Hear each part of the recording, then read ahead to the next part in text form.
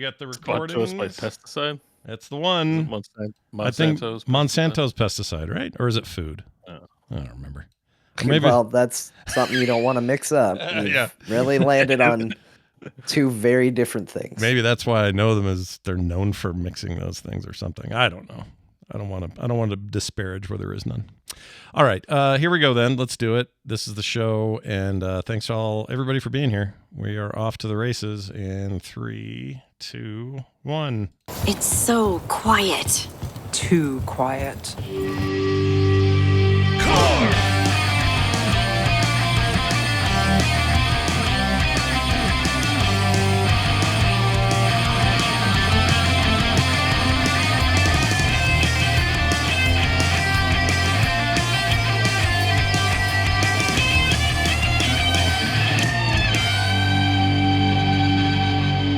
Well, hello there, and welcome to Core, the only gaming podcast with such an important role to play in this complete nutritious breakfast known as podcasting. Welcome, everybody. It's nice to see you all. Hello.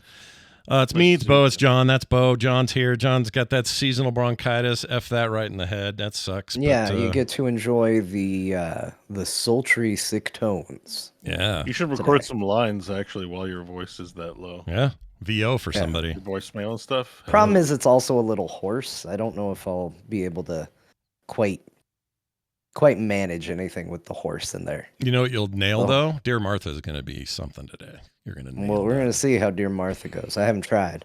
I haven't tried any voices. I know if I try to go high-pitched, no voice comes out. Oh. My dearest Martha. Like, if I try to go... like, you know, sometimes I can do a high-pitched, like, gnome voice. If I try to do that, nothing comes out. It just breaks. It just falls apart. There's nothing there. Yeah, that's hard. Grandma so there's might nothing also... in the high register, but the low register is pretty easy to do. I can go pretty low if I wanted to. Can you do Grandma at all? Is she possible today?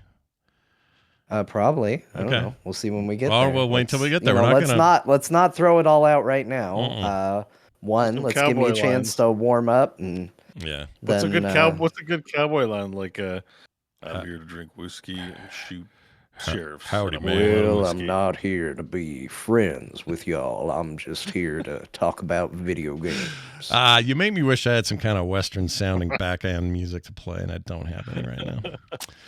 Well, that's just another reason for me to buy Red Dead 1 on my freaking Steam Deck, which I might do today. Anyway, we're going to get all into what's going on in games. Before we get cranking too hard or too far here, we got some giveaways to start, and they're actually technically already started. Ooh. So if you are in here, we'll give us a sound to help us get excited.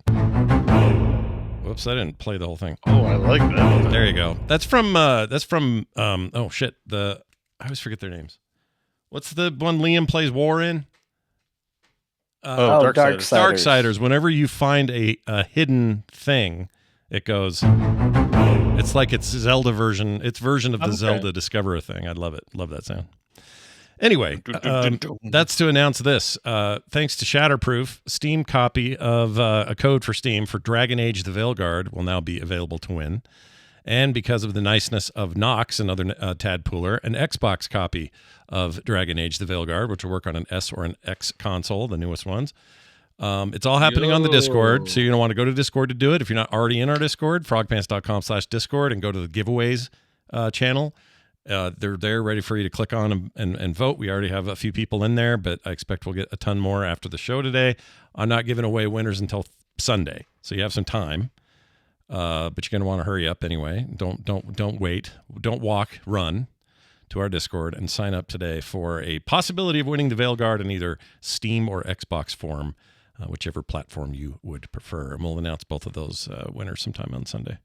So hop over. It's wonderful. Isn't it? It's great. These guys are so nice and generous and kind. And, you know, we're giving them... I tell you, we've played it. That's a great gift. I agree. Anything for free is good. But I think in this particular case, you're getting a lot of value for your money.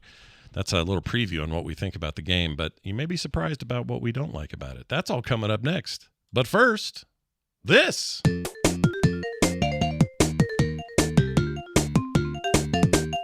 The Switch 2. We got news about the Switch 2, everybody. It's not officially... we don't know what it looks like. We saw some leaks of some renders. Nobody's sure what that means yet. Oh, no. But I don't think that's anything final, or I would not count on that. But the one thing that Nintendo has confirmed, so this is from Nintendo, that the Switch games that you already own on your Switch will be playable on the Switch 2 in whatever form that takes. They will be forwards compatible, or the new device will be backwards compatible. No news on whether it's the same cartridge physical slot or if there's an additional slot, which they have done before.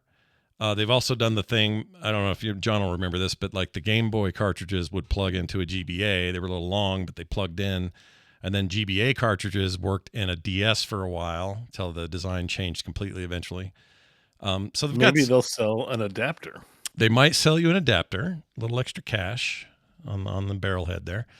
And then they also said that the Nintendo Online services would continue forward. That implies like leaderboards and some of the free-to-play multiplayer stuff you might be playing, or whatever you've unlocked there. That stuff will continue forward as well. I see this as a positive thing, regardless of how the cartridge thing turns out. The digital is all I do anyway, so that's good. Oh, yeah. And there's a whole library of Switch 1 titles that I have not played because I would really rather wait for whatever's next from those guys before I plug these games into an old system from 2017. It just doesn't drive me to do it now, but there are games in that grouping that I would really love to play. So I'm going to sort of wait for that. So that's good news. There's still details to come. It could be better screen experience, and there could be a lot of reasons why playing those games on the new console is going to be cool. I'll bet you OLED is standard. That's one thing I'm counting on. They're not going to go LED on the screen. Oh, you think so? Yeah. I'm going to bet they don't. You don't think so? They think they'll save that as another upsell later down the road, sort of thing. Yeah. Like they did last time. Interesting. No, this is good. We should keep notes on this because, to be honest, like they're the weirdest wild card. No one ever really quite knows what Nintendo's going to do. Yeah, you'd assume the product is going to look a lot similar to one, but maybe it's not. Like there's still could be a surprise. Yeah. But but good news on the backwards compatibility. I think that's a big step for them.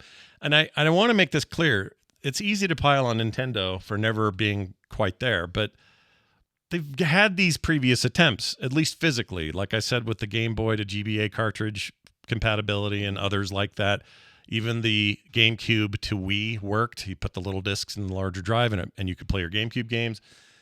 It's just that there's no perpetuity to that. Like a PC or Xbox to some degree and PlayStation to a lesser degree, some of the older games, certainly of the last generation, will just keep coming forward because of some architecture choices. And in PC's cases, I can run games that are 25 years old on my PC with no problem in Steam or whatever.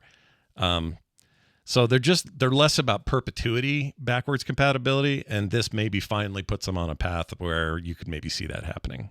So I don't know. I hope so. I think it's important, but yeah, I mean, Nintendo's weird. Like, they always are. But like, Nintendo being weird is like, I don't know, making fun of an Olympic runner's run. Mm-hmm. Like, it looks stupid, and you can point at it and laugh and be like, "Man, look, you look like an idiot." Yeah. But they're in the Olympics running.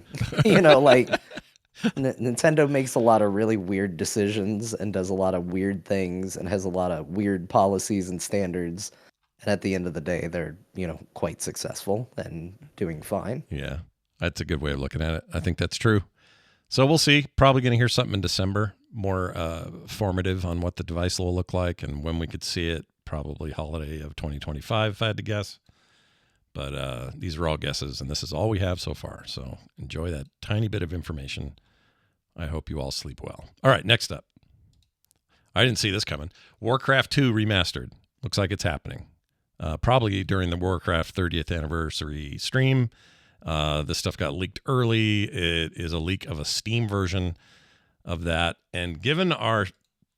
I think gamers are still a little bit licking their wounds from the Warcraft 3 Reforged mess.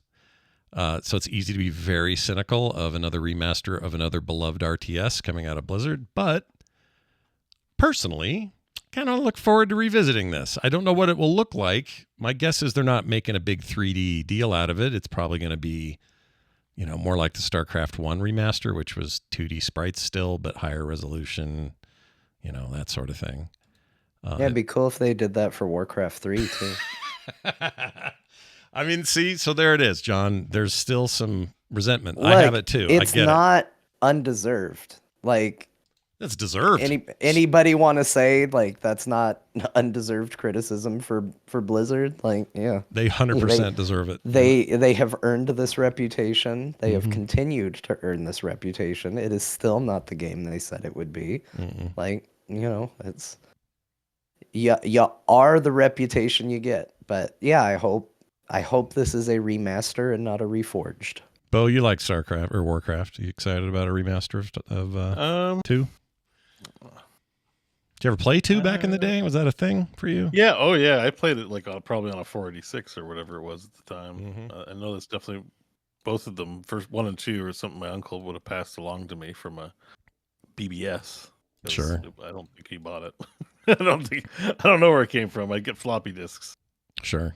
So that was definitely one that I played. I remember playing that. The art is awesome. Look at this. It's a cool ship, you got I think in terms of, remastered, like I bought StarCraft remastered and hadn't played it. And I feel like I'm probably not going to play this one, even if I bought it, I don't know. I tend to be that way with RTSs. I don't really want to go back as much as I want to play new ones. So, yeah, I think at some point I want to do the pilgrimage in StarCraft 1 and replay it. But I don't know about Warcraft. I think Warcraft 3 was the moment because that has like the big lead-in story. I know there's a bit of story in 2, but it's not the same. Who's this guy, do you think? This dude at the front of the ship. This isn't like it's like King Tyrion or something. I don't know.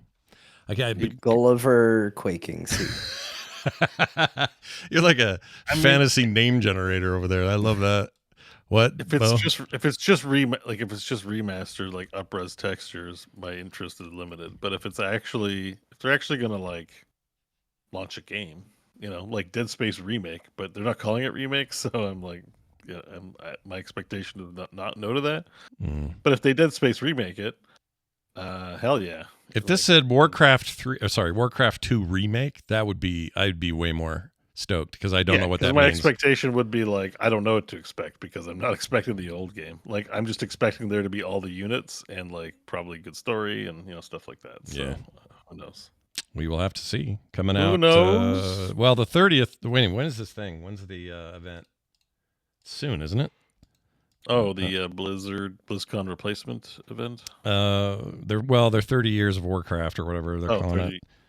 It is. Is that the BlizzCon event, or is there a separate No, I don't think they are doing a virtual BlizzCon event. Like a direct, I guess, is what we would call it. Yeah, here it is. Blizzard is currently gearing up for its Warcraft franchise's 30th anniversary. Will be hosting a live stream on the 13th. Okay, so that's next week sometime. Wednesday, I think. Yeah, I think that's right. They say they will have something for everyone, including fans of the old strategy games. There's no BlizzCon this year, so fans are expecting some bigger announcements, normally reserved for that in the Warcraft space. What I don't expect is Diablo 2 Resurrected style remake. I expect this more like the StarCraft one. Why would they invest that much in this old game, I mean, there's going to be a lot of nostalgic buys of this, and I think that's great. I hope it's priced well on Steam. It'll be on Game Pass. But I wonder if they'll do because you can demake Diablo 2 while you play. I think you can do that with StarCraft as well, right?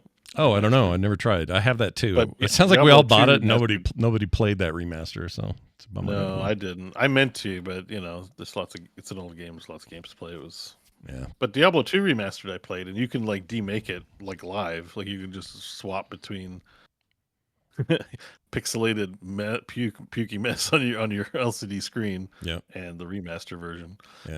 I like that. I think the old Diablo games are something that really benefit from a CRT.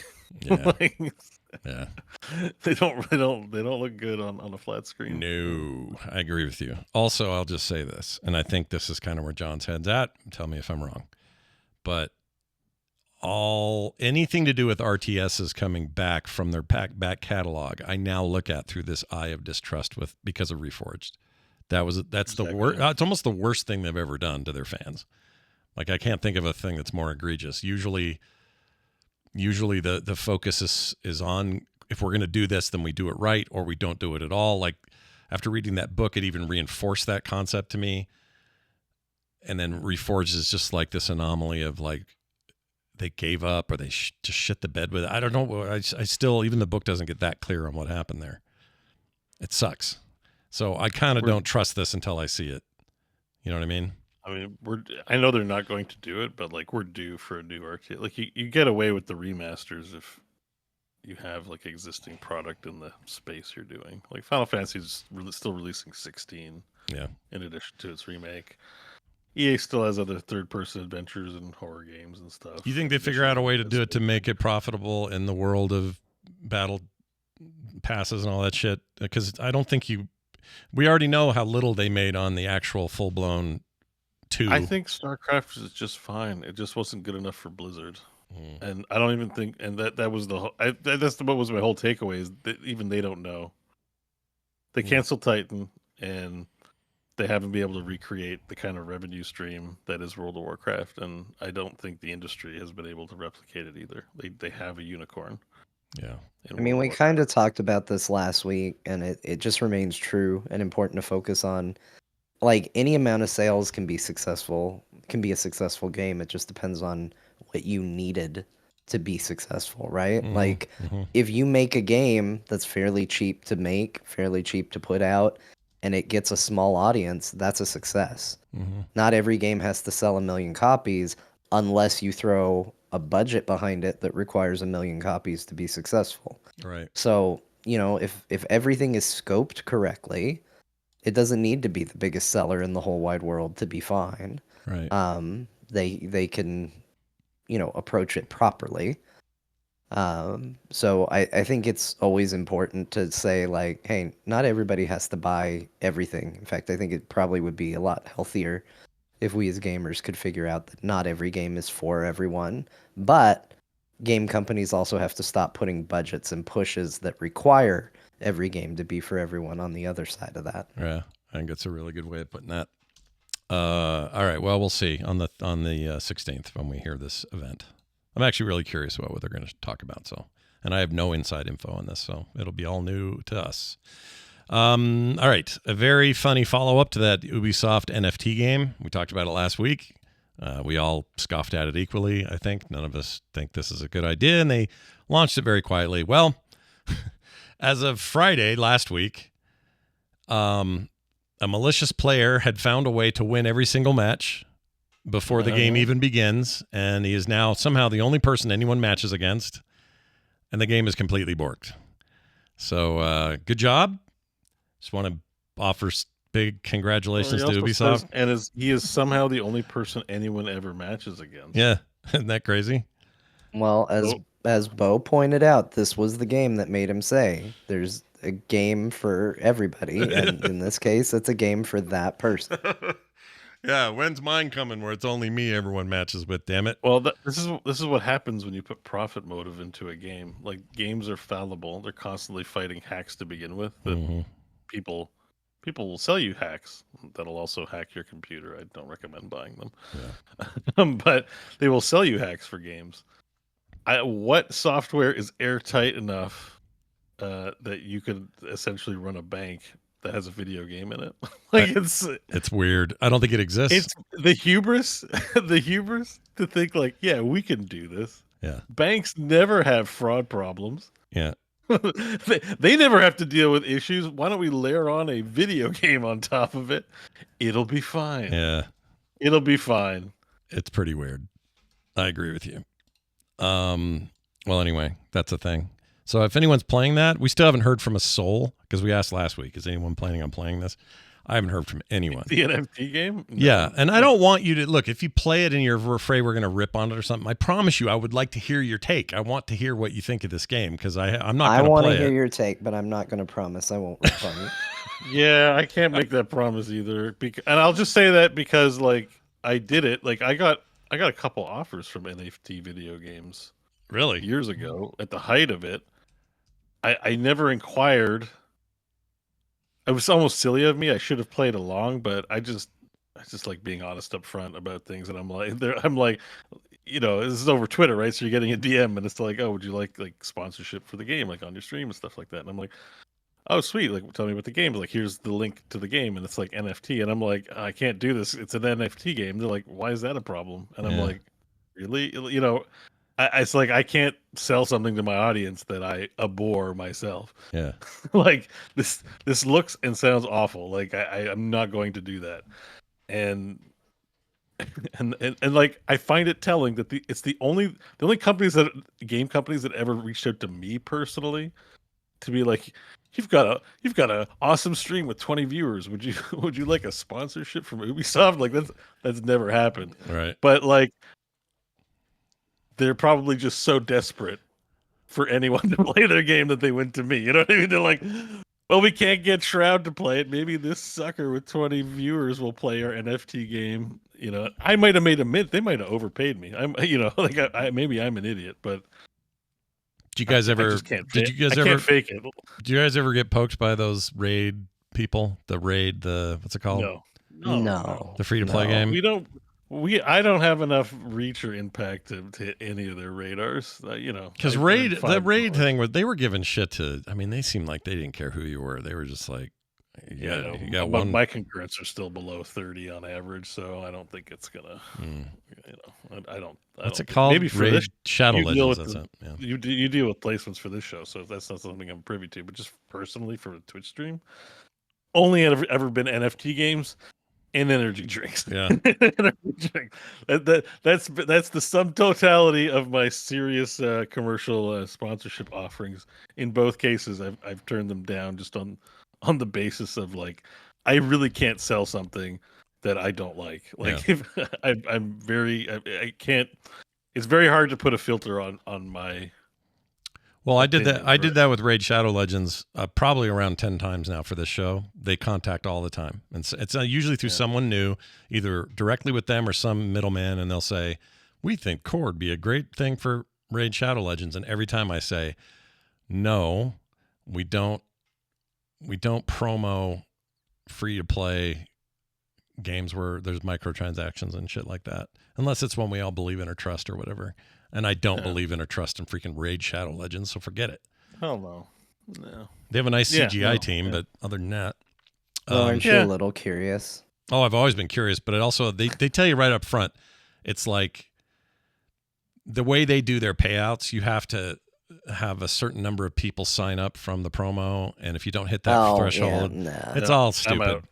They don't value space, like cash up front or something like that. Yeah, you got to have that's the other thing I tell them. It's like, if we're going to do any of those kinds of special things here, it's either got to be a very specific, like we approved it kind of contract, or you got to live by like the way airtime rules work and the current values. That's just simply that's it. I'm not going to, there's no special thing about Raid that I need to, let me get in on this.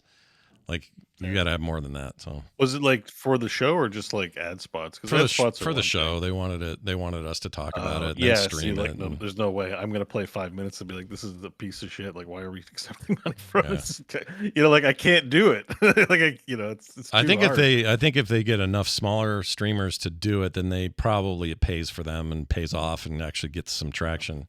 Now, if I like their game, like I feel like it's like one of those things where it's just like hard to find that sweet spot, because when any of us recommend a game, like we sell copies. Like I've probably sold like 1,000 quests.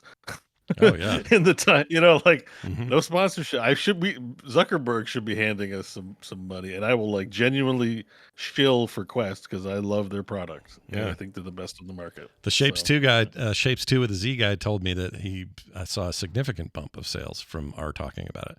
Like we definitely have that impact on things we believe in and that we talk about. So if we're gonna have a thing like that, we better believe in it, or really, or what are we doing? Forget it.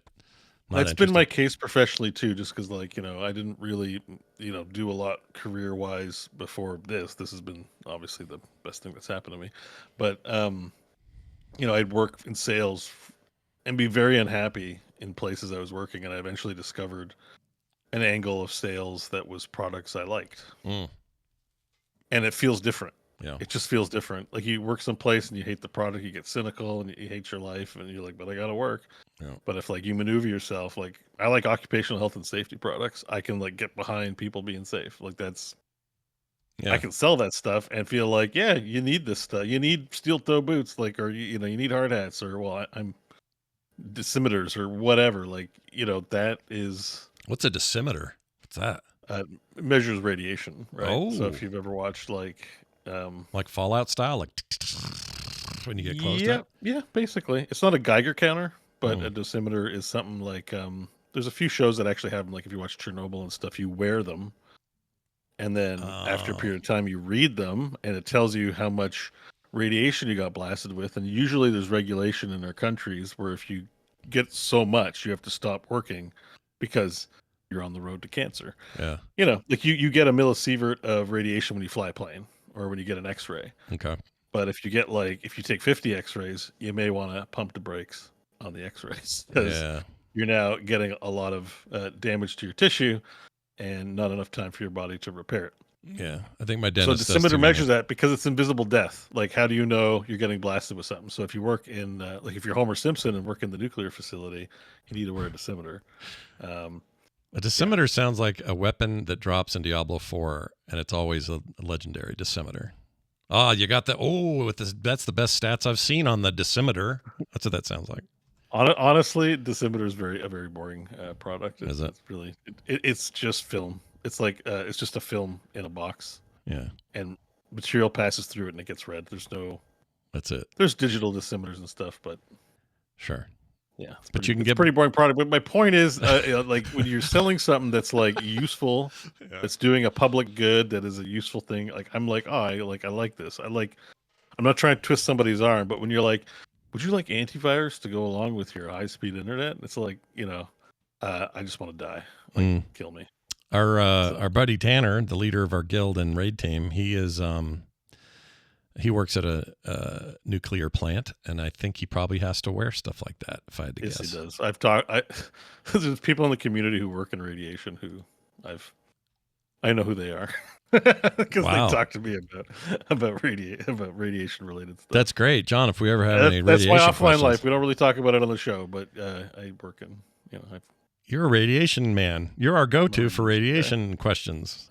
Hey, Bo, radiation man. How does not it a work? chemist or a physicist though? So don't ask me anything too technical. I'm not a physicist or a chemist, and I didn't pay attention to those classes. But I think the product's very useful for saving your life potentially, or the life of your baby. If you're pregnant and you work in a place like that, you want to make sure you're not shooting your baby full of radiation.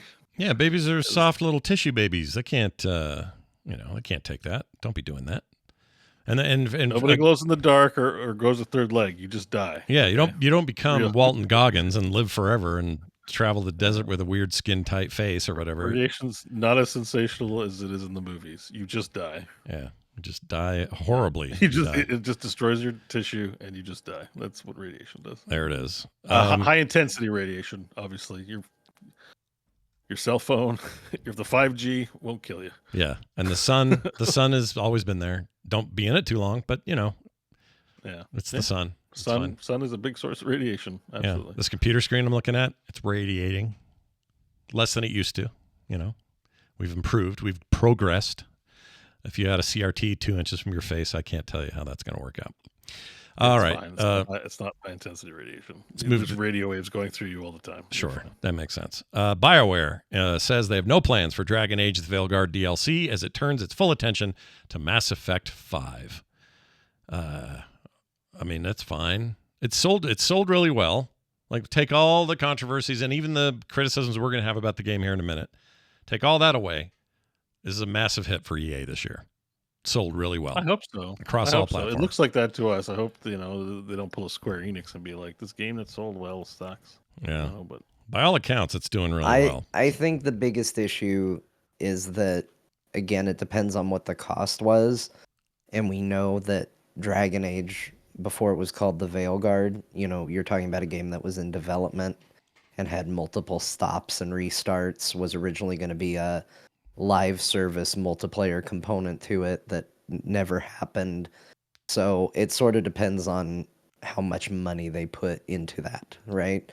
Like, if they were assuming this was going to be a big constant revenue stream, there's a chance they might have put more money into it than they would have if it was going to be just a no DLC single player RPG, and that's going to impact how many units need to be sold for it to be profitable. So we don't know. If they never make a Dragon Age again, we know. If they end up not being allowed to make Mass Effect 5, we know. If they make a sequel to this, then yeah, it's probably pretty safe to say it did okay. Yeah. I think it's funny though. 10 years ago, when Dev started on it, shortly after the launch of Inquisition, a lot of those rumors even then started popping about. We want it to be a live service game. It's going to be really super wedged into our whole ecosystem with the launchers and everything in your account. And this is Riccatello time. I think he was still there. And boy, a lot changes in 10 years in terms of that. Like, this is a game that launched without the need of a middleware launcher of any kind. There's no need for Origin on PC, and there's no need on consoles to log into anything. It just runs on Steam. You don't need middleware to do it. And they launched, they didn't launch it exclusively with them. And then later on a platform like Steam, it was a big, console launch across the board. Like, they really got out of their way on the things that used to piss us off about Electronic Arts.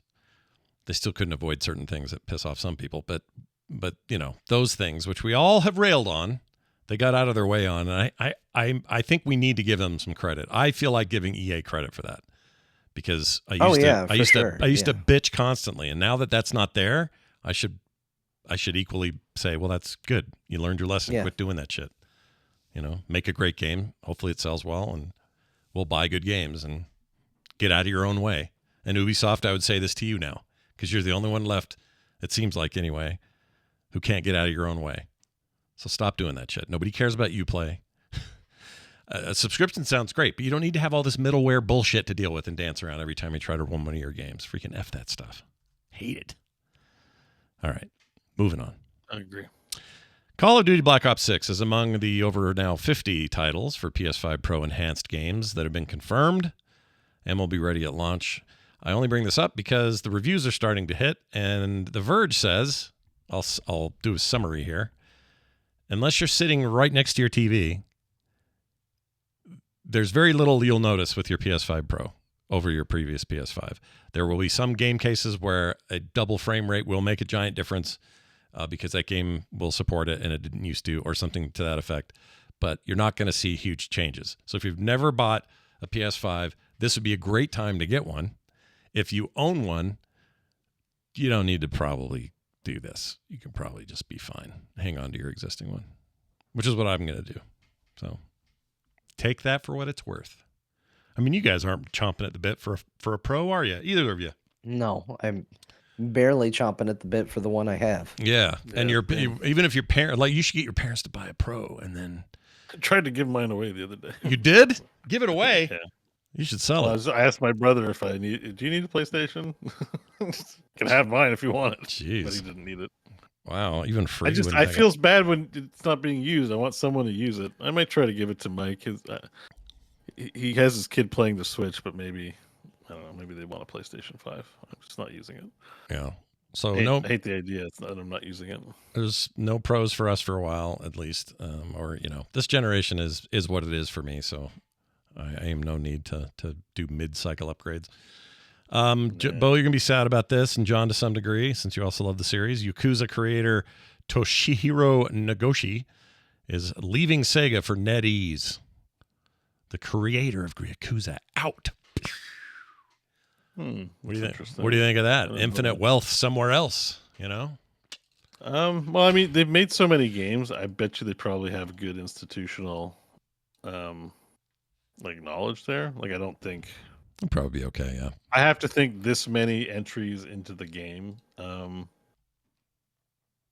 There's enough people making games over there that's part of the team that he's probably not even needed anymore. You know what I mean? And I don't. One of the things I always be sympathetic to when I hear it is when we like a game, they take a long time to make, and when we like a game and we know there's certain people behind it, we're like, oh yes, please, stay there and keep making more. But people want to have a varied career, right? Every now and then Metallica wants to do an alternative album or something like that. It's like, yeah, let them have some fun. It doesn't always have to be, this kind of thing that you want. And so I would say that for people who make games, if they, turn their back on a series and make something different, okay, great. Yeah. So yeah, I think Yakuza is going to be fun. Have you seen a photo of this guy? Because The reason I bring this up Oh, is yeah. he's the most Yakuza-looking game director of all time. Look at this dude. Like, just look at that. He's just Yeah, like, he's definitely like in that like a Rockstar game developer kind of camp where it's like, he like I've seen pictures of him and he is like a fashion sense. He walks around looking kind of wild. yeah. Um, He's done you know, something. No judgment, but he's done something to his cheeks that are a little bit weird in I this feel photo. like this is like a pretty tame picture of him, maybe. But I mean, whatever. He looks He's like he's wondering gonna. He looks like if you tear his shirt off, he's got a giant tattoo that will keep him in the Yakuza for life, and he's missing a finger for the one time he had to have it cut off. Like, well, no, I think I thought I read somewhere. I mean, this could be just somebody talking out of their ass that if it weren't for video games, I'd be in the Yakuza or something like that. I think. Oh, really? This guy? He'd fit. Yeah, I think so. He could do it. He intimidates I mean, me. he definitely has that look just about him with his fashion sense and stuff. But I love that there's this like very thin line between I could have been in the Yakuza, but I'm making Yakuza games instead. That's just such an odd, like, I could have been a serial killer, but I'm making this video game about you know what I mean? Yeah, it's a weird pivot. Yeah. well, I think you'd have to be like, I think just to be like in, people are usually into the nerddom of the games they make. Sure. I just don't know I don't know what the steps were between those two life choices for him. Plan A, video games, but if I can't get in, I'm joining organized crime. That's right. It sounds like a little life for me. He's also got a little bit of a mullet, and I respect that. That's pretty cool. Yeah, he's distinct looking for sure. Heading to Nettie's. So Greg Street, next time you're in Taiwan or wherever their headquarters are, hang out there and get a picture with this guy. New Virtua Fighter is in development, you guys. The long national nightmare that is no Virtua Fighters is maybe possibly coming to an end. I'm a big Virtua Fighter fan.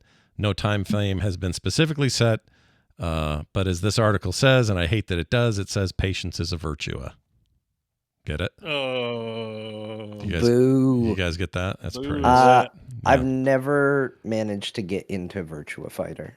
Oh, it's so good, John. I've tried several times, and it never fully clicked. lands for me. Yeah. 2 in particular was my bomb. 5 I really liked. But 1 even has a special place in my heart because when I first saw it in arcades, I could not believe what I was seeing. It was it was mind-blowing in arcades the first time. You were like, what is this? Yeah, that seemed just like magic to me. And it's one I definitely have played in Yakuza several times. Oh, yeah? Oh, yeah, because it's in those games, right? There's some form of it. Well, I'm personally looking forward to this because I'm not even that. I don't follow fighting games the way I did when I was much younger. I'm not very competitive, but I like this series, and I just always like how it felt. So yeah, I always get excited for it because it looks cool, and I've tried it so many times, but I've never successfully gotten into it. Yeah. Everything in that poster you showed looks like budget Street Fighter and Tekken. Like, well, it's a bit of that. I mean, if we're honest, I know it's all tropey and they lift from. We ordered Street Fighter characters off Temu. Yeah, this guy in the middle. I mean, he's your Ryu, of course, and you got the girl. She's basically Cammy and Chun-Li and everybody else mushed together. You got your blonde Americanized guy. Yeah, big sumo wrestler guy down here. You got a guy that sort of looks like Honda guy. Yeah, he's kind of Honda. You got your ninja. Yeah, I mean, it's the tropes are Brazilian real. The martial arts guy. You got your wrestler guy in the back, like with the mask on. It's just But I love it. And they were the first to show me any of this shit in 3D, so I have to respect it for that, I guess. Yeah. They have a number of titles in the works. This is one of them. The others are Crazy Taxi, Jet Set Radio remake of some sort. Not remake, but like a whole new game. Streets of Rage, some kind of new game. Shinobi, and Virtua Fighter. So I'm actually, whatever Crazy Taxi is in 2025, that's very interesting to me. Because I think you could go nuts. And Jet Set Radio. Yeah. I think, yeah. Think about how big open worlds are now.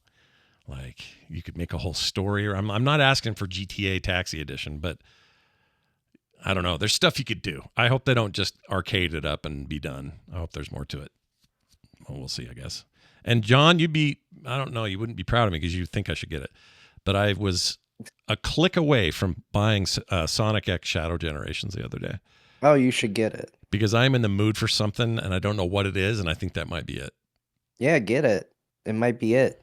You get to run really fast and it looks cool. It's that. I keep hovering over that or the Red Dead remake, and I cannot decide what the F to do. I hate Get both. It's expensive though. I know, but just get both. That's $100. Here's the thing. Yeah. You owe it to Red Dead Redemption because you've asked for it for so long. Yeah. But I'm with you. Money's tight right now, so I haven't gotten it yet either. Yeah. And I feel bad about it. I'm in the same boat with Metal Slug Tactics. Oh yeah. Which just came out, and I'm like, man, I want that game so bad. I just can't pull the trigger yet. But yeah, Sonic and Shadow, you run around. I might fast, have to do it. The Tactics, by the way, I didn't know it was on Game Pass, so I have a similar problem. I was like, do I just want to throw $25 out the door every 5 seconds in this world of games are coming out all the time? And so I kind of held off, and then I went over to my Game Pass PC lineup, and I was like, oh shit, it's on here. So I'm going to be playing that there, and I'll be playing, what was the other one? Oh, I don't remember, but I had something else that I didn't know was there. I'm going to play it there that I was thinking about buying. So you know what? That maybe helps your argument. I saved money by checking Game Pass and going, oh, they're here. I can play them. That's right. So now I can just go. So now it's still a question. Oh, well, you say now both. you can buy Sonic and Shadow. But hold off on Red Dead 1 or I mean, part of it is I love Western stuff because it's an escape for me in a way that other games aren't and other settings aren't. I don't know why. I just love it.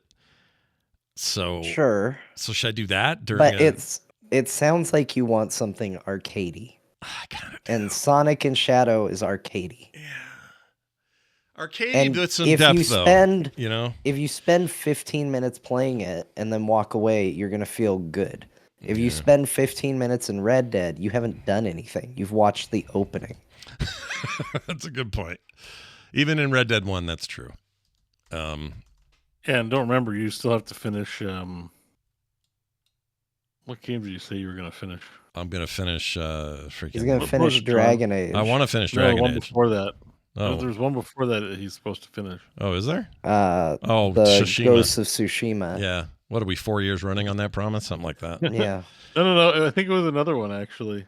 You said I like this game so much, I'm gonna finish it. I have it in my head, but I don't think it wasn't Dragon Age because we're just gonna talk about it. Anyone in the chat knows what that is?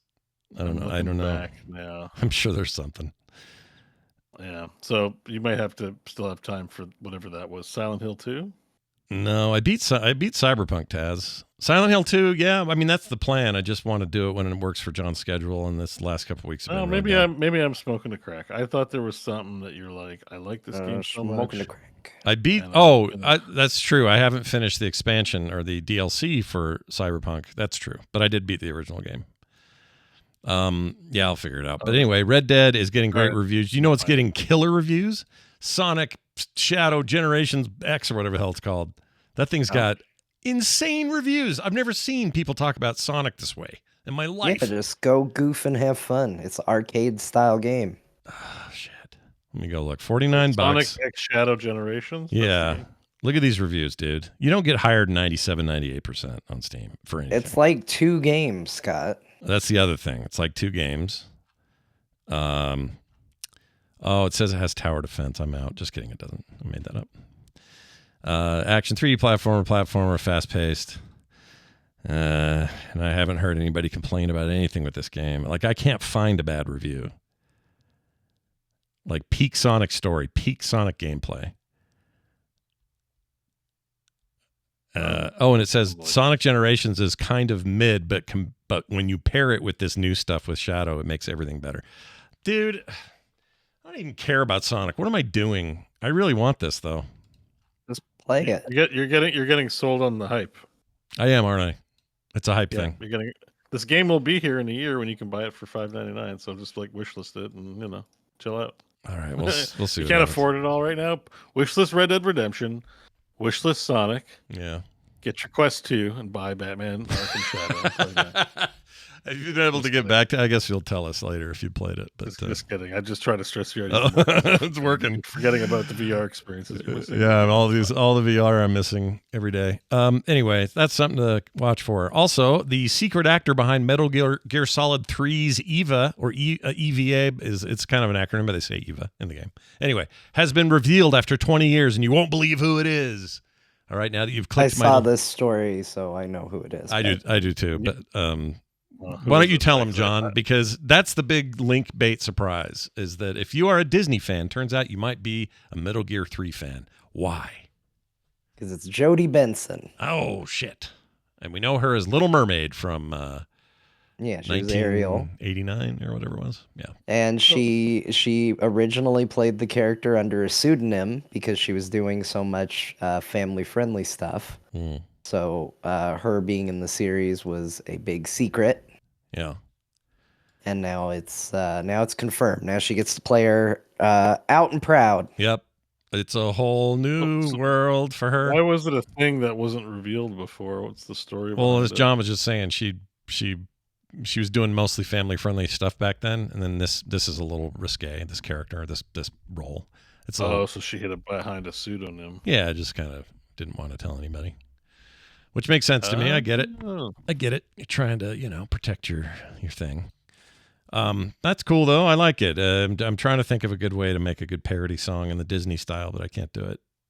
Snake, oh, no, snake. Yeah, this is a sad one for me to not have a voice for because there's nothing I like more than annoying my family with. I want to be singing Little Mermaid songs off key as loud as I can in the kitchen. I didn't realize that was a lot thing. of Metal Gear trivia. I want to be where the cardboard boxes are.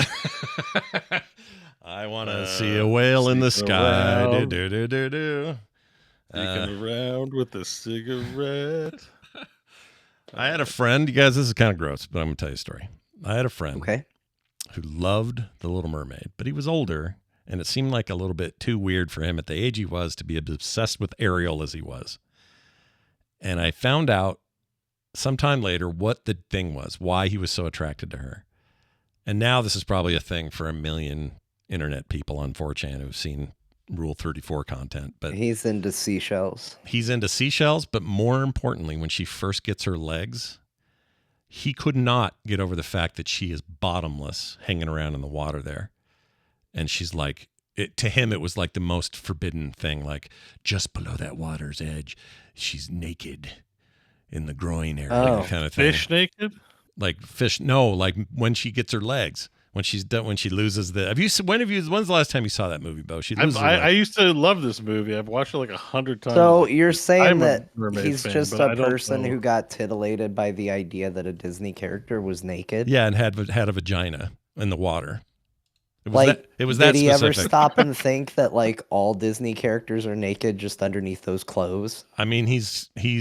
I'm gonna say it's the same thing, right? Like, here's the image. I'll give you the image that he used to fantasize about. This isn't anything crazy, but that's it. It's when she's in the water. She had just got her legs. She still has her shells on, but in his mind, it was super hot because just below the water, Ariel's Vahuhu was out in the open there, and he could not get over that, and he was all into it. Now, he is not smart or very good. He's a weirdo. And I think now I don't know what he's doing now, but he's not somebody that you're going to like go, oh, my lawyer doctor friend thinks Ariel's hot. It wasn't like that. He was kind of weird, but I'm just saying he thought this was the ultimate in like Disney in his head canon thing because she's naked underneath the water there. But I know, but we're all naked underneath. Dude, something I'm naked right now under this 100%, 100%. But he doesn't get it. That's how stupid he was. No, I think we're the ones that clearly don't get it. Yeah, because I don't know. I mean, I don't get it either. Things like strike you, especially. Although he was an adult. Sorry, I was going to say at an impressionable age, but you said in his adulthood he found this fascinating. Yeah, he was older. He's probably 20. He was in his 20s when that was going on.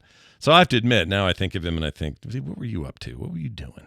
Like, if I could see through that water, I would see nudity. It's like, okay, sure. If I could see through walls and Yeah. clothes. I could. There must too. be more to it than that because It's just so weird that you have to put the same level qualifier and yet it has a different impact on I somebody. agree. I agree. I think he was maybe a little something was weird there. I don't know. People are into all sorts of weird Yeah. stuff. So. I mean, it's just a great movie. It is a good movie. He was a little porn addled though. He's one of those guys that kind of permanently looked at porn all the time. Yeah. I'm not saying I'm not making a judgment about porn in general. I'm just saying he was really into it. And, well, things are like, the art we can see. It's that whole thing where like games I use it in the context of video games. Like games reveal reveal yourself to yourself, but also yourself to others. Yeah. But that's same is true of like films and movies and stuff. Hamlet tried to figure out if his uncle was guilty of fratricide by staging a play, showing the very act to see if he could not suss out a guilty reaction. Sure. And so when someone's just like freely admitting that, like, I like The Little Mermaid because there's a hidden vagina, like we're seeing too much of you, bro. Like, like that stuff. Like that's a reflection. Maybe he's useful for you, and you should think about that. But we just know he's self-reporting is what he's doing. Like when you watch Judge Judy, you're like, "There's a hoo-ha underneath that robe." Like, where does right? That, that's weird. I mean? I agree. Yeah. It shouldn't be any different. So he was a weird guy. I'm sure he won't hear this. Like, he won't hear this. Like so if he found Ariel charming, she is a charming character, and there's nothing wrong with like if it was just I like her, like that's okay. Yeah, as long as you're not gross about it, But Briartone in the chat room seems concerned that this is so far from video games that he can't understand why we're talking about it. Well, there is a Little Mermaid video game. Yeah, no, is this their first time to Core? Because we do a lot of. You should be thankful we're not talking about poop. Yeah, we do a lot of side conversations that come up, so you might be new. Yeah. Anyway, let's move on to the break. When we come back from said break, Dear Martha, we're going to give John a stage and see how he does with his voice and his chest. We don't know. We don't know how this is going to go, but we got this. I don't know. There's even a hard mode, Bo. There's difficulty levels to today's, and you get to choose. Oh, I get to pick. Yeah, 2 levels. Can I pick without looking? Yes, I mean you could say I want level 1 or level 2, 2 being harder, and then okay. So there's a hard mode and an easy mode. Yep. There's 3 modes. One, don't play at all because you'd feel sick, and we would understand. But then there's level 1, which is normal, 2 difficult. No, give me the difficult one. Okay, we'll do it. That'll all be after this break. We'll be right back. Here we go. All right. We have returned, and it is time, as teased earlier, for us to try a Dear Martha with difficulty settings. Now, John, do you want to do hard mode? Do you want to do normal mode? Hard mode. Hard mode. Yeah, whatever it is. Give me the hard mode. Okay, I'll read the whole thing. This is from listener Torturous Owl, who says, I've got a Dear Martha prompt for you. Ubisoft made a notorious statement that gamers, quote, should get too comfortable with not owning games. Or should basically, I don't know why the word "to" is in there, but you should get comfortable with not owning your own games. I know that quote. Yeah. Larian made a recent... I don't think, Yeah. Larian made a recent clapback to Ubisoft that their statement is, if their statement is true, then, quote, developers must get used to not having jobs, unquote. Martha's husband... I also heard that. That was almost in the news like a week ago because of it. Oh, I didn't know it was that recent. Says, Martha's husband may wish to reply to this discourse. Now, here's the hard mode. Oh, okay. Martha's husband, however, has not told her he has an evil twin. This evil twin is trying to impersonate her husband, who he's tied and gagged. I'm not sure what that means. Who he has tied and gagged. Okay, who he has tied and gagged, and specifically defend Ubisoft's position on gamers not owning their games, as well as how it totally is fine to hire devs, pump out a game, and then fire them all immediately thereafter. You get the gist. Oh, okay. I see. So the easy mode is side with the people. With us, the world. Yeah. Yeah. The world at large. Yeah. And the hard mode is be on Ubisoft side. Yeah, you're like an Ubisoft employee almost. You have to tell Martha at home as the imposter. Yeah. As the imposter. I love this. As somebody who used to do speech and debate nothing makes me happier than having to take up a position I don't agree with. I love it. We're doing it then. I love it so and much, also yeah. thank you for, they knew at the end of the assignment, which was give us some tricky stuff for this, you know? So Torturous Owl, this is for you. John, if you're ready, I'll go ahead and kick it out. You all good to go? Yeah, we'll see how this goes. All right. Let me make sure this is ready. Here we go.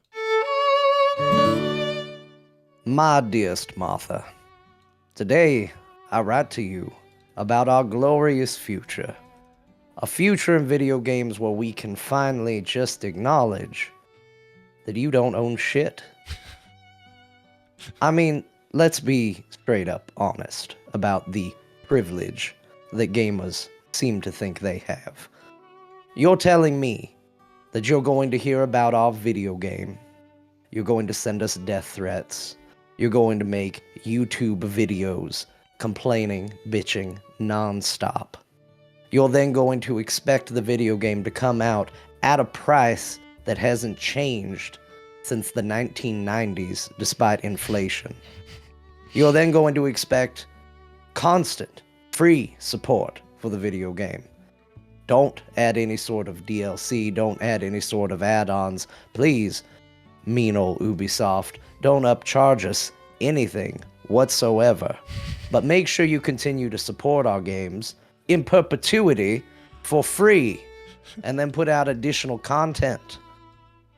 But we own that video game. Yeah. We don't want to pay for it. We don't want to actually own it. But by all means, Ubisoft, yes. Please continue to make sure it's patched and perfect and great for us. We privileged few. It's ridiculous, Martha, and you know what? I think it's time that people finally realize exactly how ridiculous it is. I mean, what are you going to do with your digital copy of the game? You're going to take it over to your friend's house, stick it in their console. Oh, they don't have one? It's a PC like everybody else? Yeah, of course.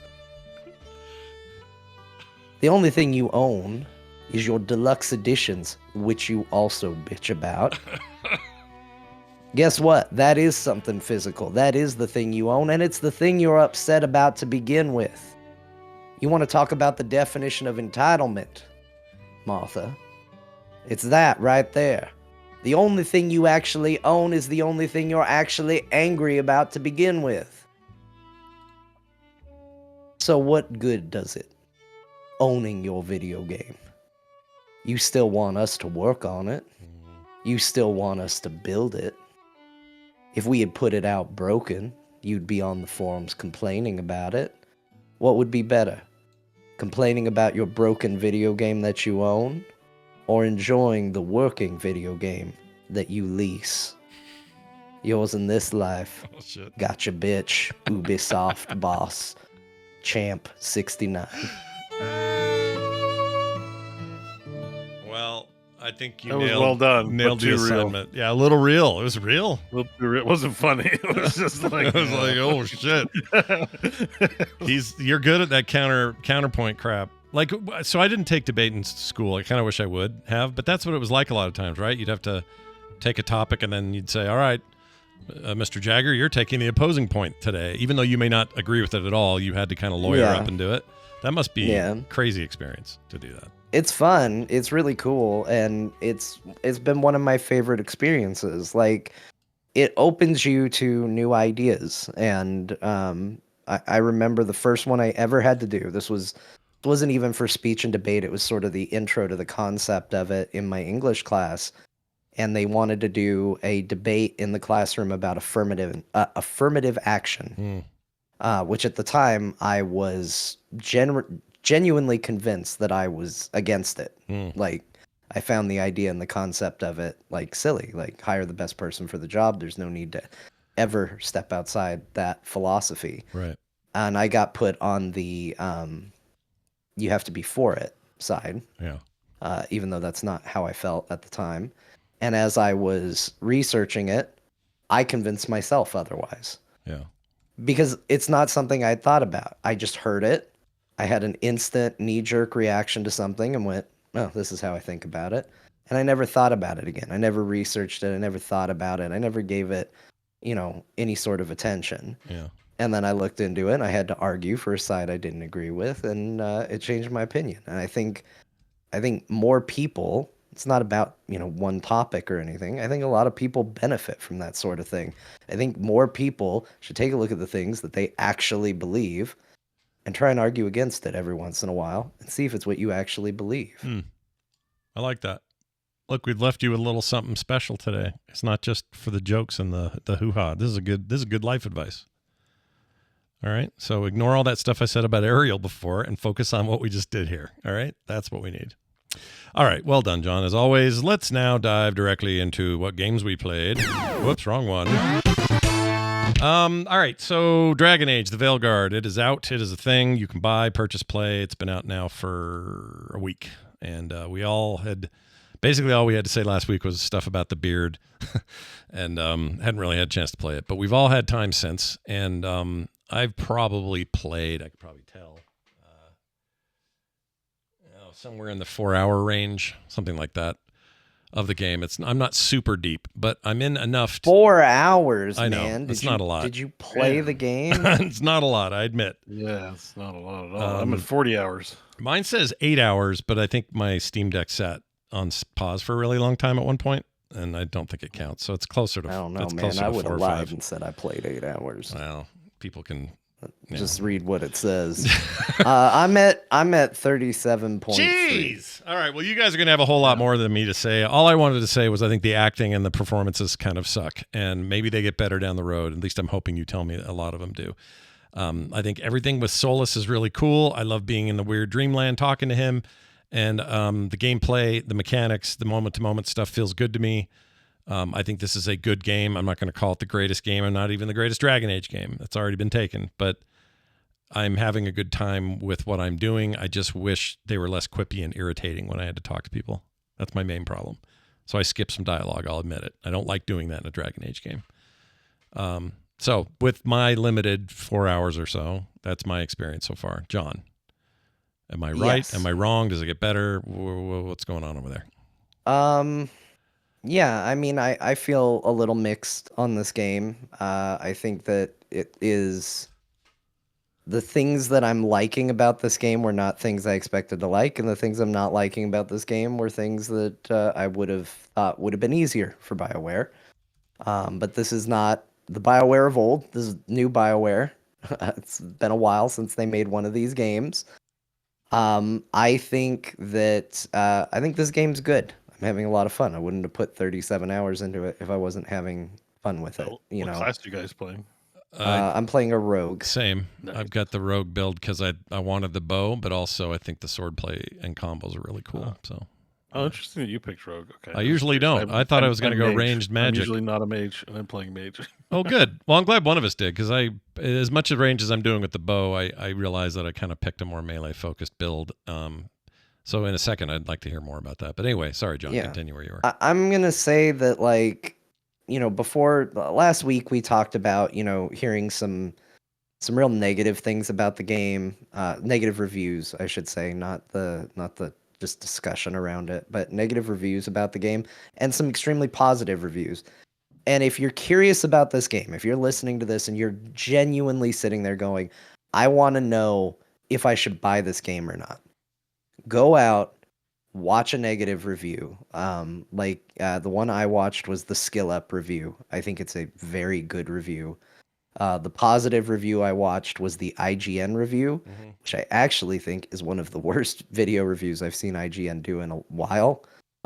They basically give the game a 9, and that review does not sound like a 9 out of 10.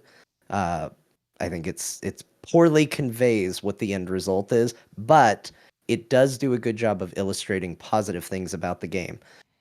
Watch a good thing, watch a bad thing, and then understand that both of those things are perfectly accurate. Both of those things describe the game, and see what matters to you.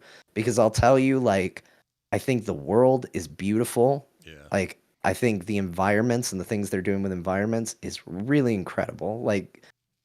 It's the first time in a while that I've been playing a video game and just stopped and been like, man, this looks pretty.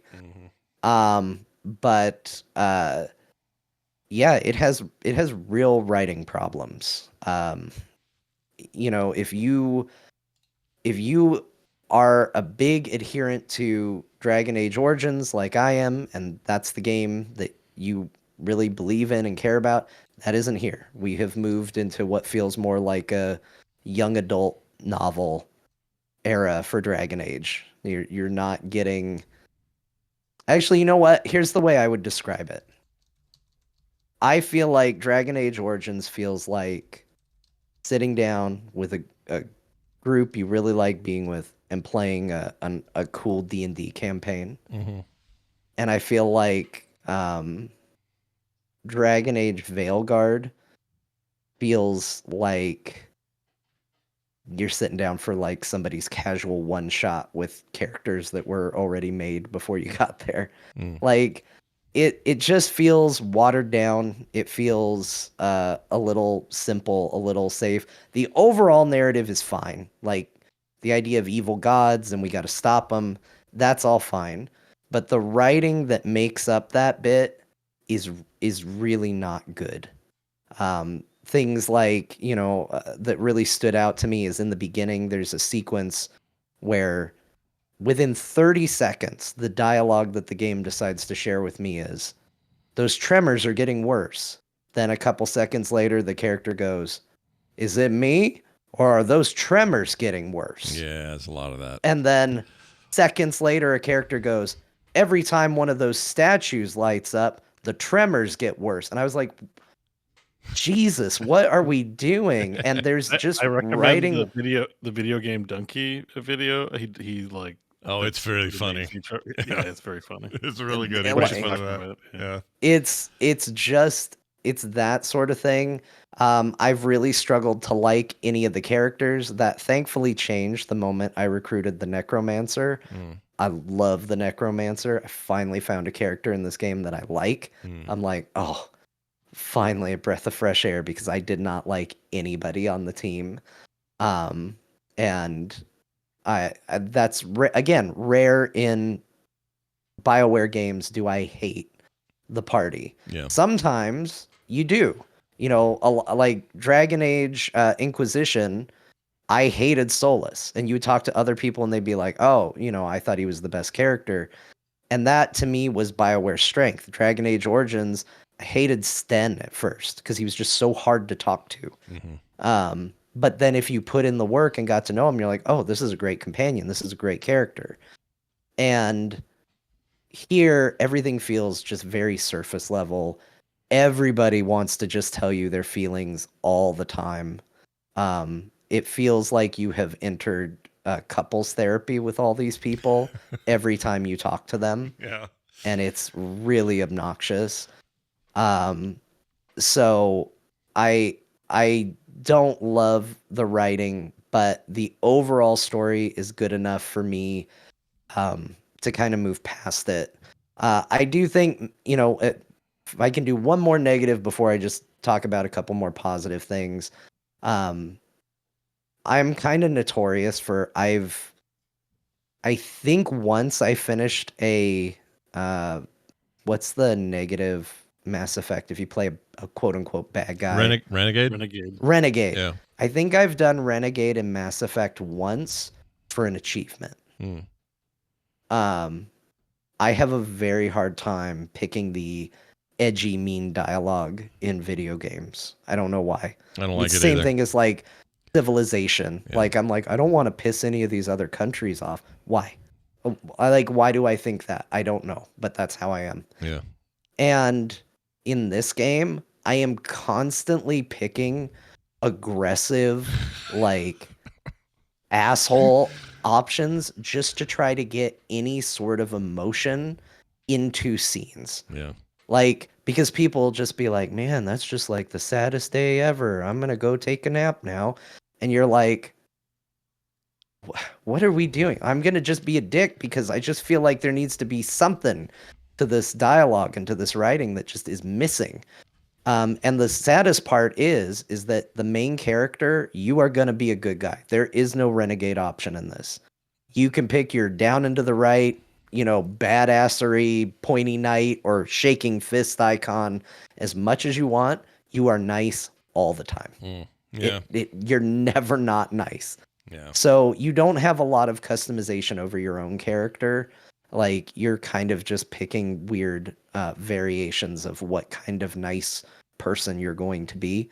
And I don't love that. I like to feel like I have some ownership of my character. Even if it's going to end up in the same spot, like Telltale games, where it's like, this game is going to end this way, regardless of the path I took, but it still feels like I took my path to get there. This doesn't feel like that. You think that the long shadow of BG3 once again strikes at the heart of all of this? Like, not that this couldn't be better at its baseline, but like everything seems bad in this way to BG3 now. But Baldur's Gate kind of wrecked everybody's crap. There's elements of that for sure. Yeah. Like, but I don't think so. I think this would be bad by any metric. Like, if you played Bioware games and then went to this would feel like, wow, weird. They removed a lot of stuff from this Bioware game. It would feel, in my opinion anyway. But even if you do say, like, is it a victim of, Baldur's Gate 3's success? That's the reality of video games these days. I'm not saying every video game can do what they did, but you have to understand you're going to be judged at that level now. Like, when that bar gets raised, that bar gets raised. And I think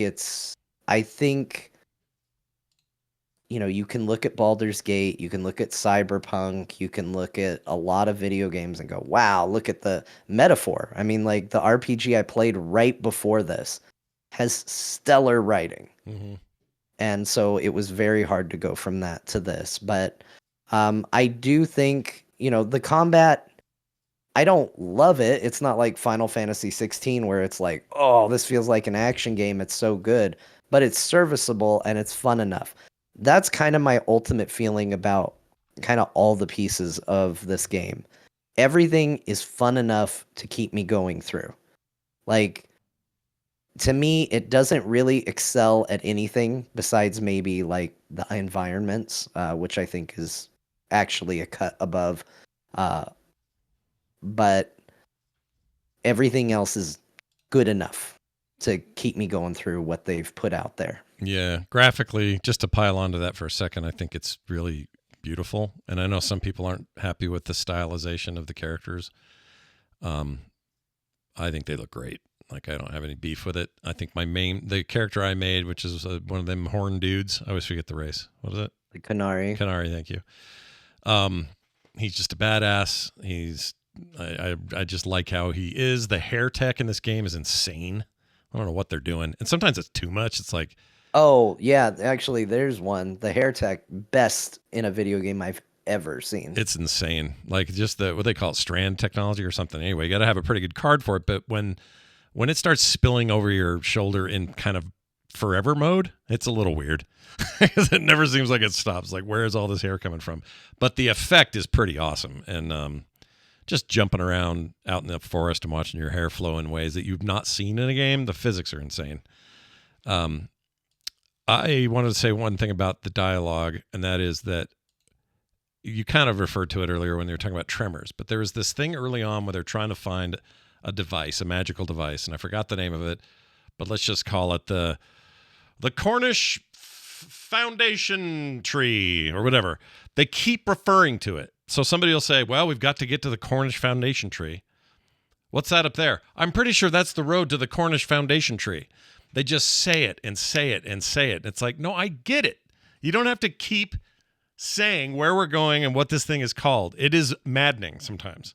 And they do that with names too. They'll use the first and last name every time, sentence after sentence next to each other. And it's like, stop. Nobody talks like that. Yeah, talk like people, especially if you're going to have a bunch of kind of whimsical American accented people, which I don't love in any of my fantasy games. I like the idea that everyone sounds British or Scottish or something. But when all the dwarves are like, hey, man, what's going on? It's just like throws me already. But then when they start saying shit like that, it's worse.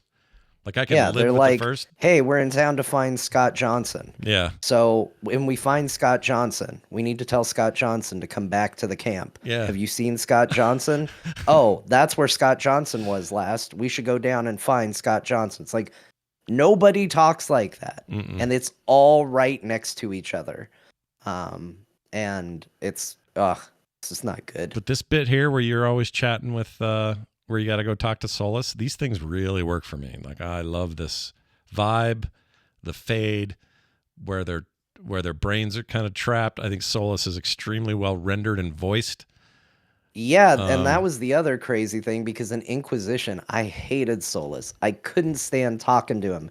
And in this game, I'm like, can we have another scene with Solus? Yeah. Because I am certainly done talking to the artificer lady who, seems to be aware that she's the plucky optimist of the group. Drives me Like, nuts. there's a scene where they're like, usually in these stories, the most optimistic, kindest one dies first, and she goes, oh, which implies she is well aware of her role in the team. And it's like, oh my God. I just. She's the Jubilee of the X-Men for me, and I can't stand her. So take that for what you want, listeners. I don't think it's sexist. I think she's a very annoying character, and that's it. I don't care where she is or where she comes from. All right. So sorry, you were on the road to some other positive thing you were going to say, and I cut you off. No, I was going to talk about. I think my positive is just that the game does. It's good. It's good enough, which doesn't sound like a positive, but like, I'm having fun with it. I'm harping on the details because I feel like it's the details that keep it from excelling, but everything else is good enough to push through that for me. But yeah, I think it's from what I've played at about 40, almost 40 hours in. Yeah. If I was going to give this game a score, I would say it's a solid 7. Like it feels exceedingly average at most things. But good enough to keep going. Yeah, I mean like that. I'm not IGN. 7 isn't as low as my system goes. My system goes to 1. Yeah. Like, and it's one of those things where it's like, to me, a 7 is like, it's not going to set your world on fire. Like, this hasn't redefined the genre for me. This isn't me. I didn't run outside pumping my fist going, BioWare is back, baby. Yeah. Yeah. But I'm had enough time to put at least 40 hours in it. So, like, that's not bad. Yeah. Yeah.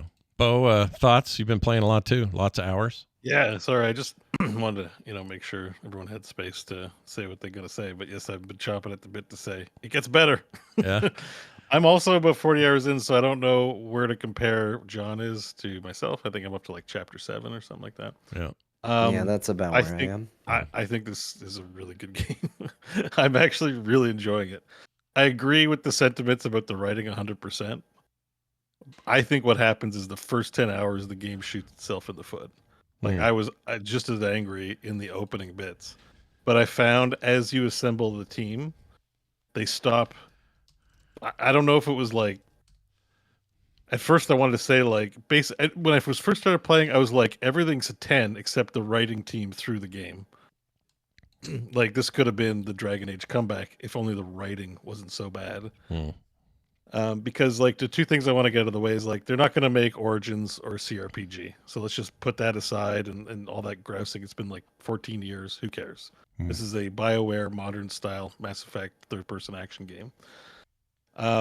The other thing too that there's been a lot of grousing about is like the representation in the game, which I'm not going to give a lot of oxygen to, but to say that should not prevent you from enjoying the game at all.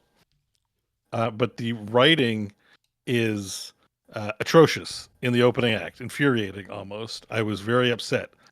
But you know what kept me playing is I think the combat's phenomenal. I think it's the best combat BioWare's ever done in a game. I keep wanting to go to the next combat encounter and press buttons. And when I'm not playing, I'm like, what game should I play? I'm like, well, I clearly want to play Dragon Age. I want to go and continue developing my character. And it might be a rogue versus mage thing. I'm having a lot of fun with the mage. I'm going necromancer of all things too. And you're right about the tone, John. You can't be a badass. It's not Baldur's Gate 3. I think once I started to accept that this is happy friends group time with a diverse bunch of people that you're going to get to know and lead, and that's just the tone of the game. It's high fantasy wholesomeness, and just like meet it where it's at. It's fun, like it's not what I would wish. Like obviously I want a fantasy game where, you cut your head off and take a shit in an orc's neck. Like that's cool. That's what I would most want. But Sure.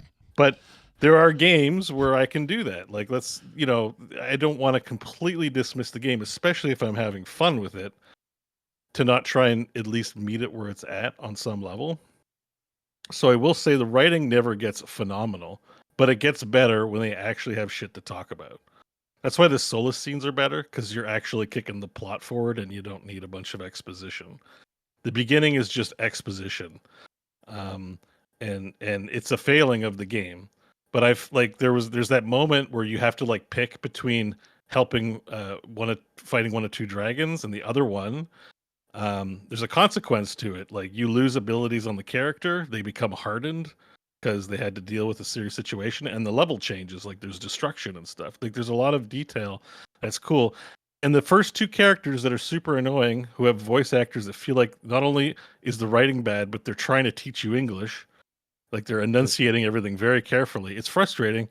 Even Balara and Harding are kind of growing on me. They're like, they're my work buddies. Like it's not what you would wish for, but like if I'm being honest, I'm having fun.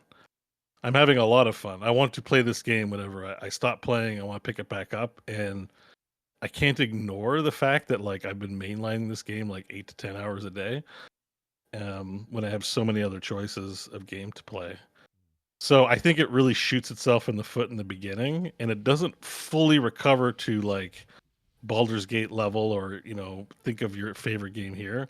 But it's actually very good. Like if you're like, I'm buying a game and it's to be entertained and have fun with the game, I'm finding it delivering for me. And like it may vary, just because someone doesn't like the combat as much, it's not a problem. I just find it very satisfying to do the main No, and I stuff. think that's good though, because to Yeah. me, like, that's why I said watch a positive review and watch a negative review, because I don't think anything Bo said is really wrong. I mean, I disagree staunchly with the combat. I do not like the combat, but don't like is a little bit hard. It's serviceable. It is better than any of their other attempts to do. Like it's better than Inquisition's combat. Yeah, I agree. Yeah. Like it is a step forward for their combat. But like if you I feel like Final Fantasy 16 was a game that had to recently put action combat in our RPG. That was a combat system I loved the hell out of. I don't love the hell out of this, but it is definitely a step forward, and it feels like retroactively I wish I could do this combat in Dragon Age 2, in Inquisition, and this. It's definitely better than what they had. But like I like that Bo's out here saying, he really loves it. I'm saying I think it's okay. Because to me that shows, I think that when you hear this game get a ton of praise and this game get a ton of hate, I think both are right. I think this is a divisive game. And that's why I say go out and watch reviews and make up your own mind, because I don't think sometimes you look at a game and while not any one game is going to be for everybody, I mean, there's even people that don't like Baldur's Gate 3, strange as that may be, despite the fact that, that's a game that won Game of the Year from pretty much everybody. But there's still going to be people that just don't like that game. But broadly speaking, I think Wake that 2 fans in shambles. this is going to be a divisive game overall, because I think depending on where you stack your chips as far as what's important, this game is going to either serve you or not. And I think it's important to find that out before you go in, if you're genuinely curious about if you'll like this. If you just want to get mad about something or be upset about it, like that's fine. Make up your own mind on that. But if you're genuinely curious about this game, I do think it requires some looking into, because I don't think it's as easy to point to and go, game's awesome, or point at it and go, game's terrible. Yeah. I think there's a lot of nuance between those 2 points. I think I found a real bias for me, which is I didn't talk about this yet, but the only other negative thing I would say is 100% a me thing, I think, because I think most people like that they got away from trying to be more open world and trying to mimic Skyrim like they did with Inquisition a little bit. I miss that. I miss not all of that. It was a little too much, but I do miss feeling like the world was more explorable and less corridory. And they have a lot of zones though. They do. They have a lot, but a lot of it is like when you go to do a thing that you've committed to do with your teammates and you're off on your mission, it's very like that map is like shunk. Like it's beautiful. It's amazing zones, all of that, but I can't just stop and go kill 3 goats for no reason like I'm used to. And I'm not, again, this is a me thing. I like open world games. I gravitate toward them. They don't all have to be GTA or Skyrim, but something with a big space to just dork around in as part of my world is a huge thing for me. And this feels like it definitely shrunk from that. I don't mean like the scope of the overall game. I just mean these zones aren't big open worlds. They're not. I think for me, like, it's funny because I get where you're coming from in one regard, but I think of how long we were in the hinterlands in Inquisition, and I go, oh, thank God we're not doing that anymore. Thank God we're just doing a variety of zones. But I'll tell you where it gets really obnoxious is in the cities. I don't mind it so much when you're out in like the world doing things, but like the cities that you go to is where I'm like, this needs to be a little more open, because what I found is when you're doing side quests, more often than not, it's like, okay, follow this very linear path, complete an objective, then take a different linear path back right to where you were, do another thing there, then go in slightly different direction. And like when you think about it, if you're good at keeping track of where you are, and I do tend to have a pretty decent sense of direction, I sit there and I go, this goddamn quest just ended where it started. I just did a big loop for no reason, like picking things up along the way just to wind up right back where I was, because they don't have a lot of space to work with. And it also makes the cities feel really artificial. You know, you're going through what's supposed to be this sprawling, cool city, and you're just like using zip lines everywhere. And it's fine. It's fine enough to get through the game, but at no point does it feel like you're in a living, breathing city. Yeah. No, it's levels. Like that's where it's like that's why I'm just like I have to meet it where it is, because like these are all criticisms like that I think you're like I enjoy this and this doesn't have that. That's like valid.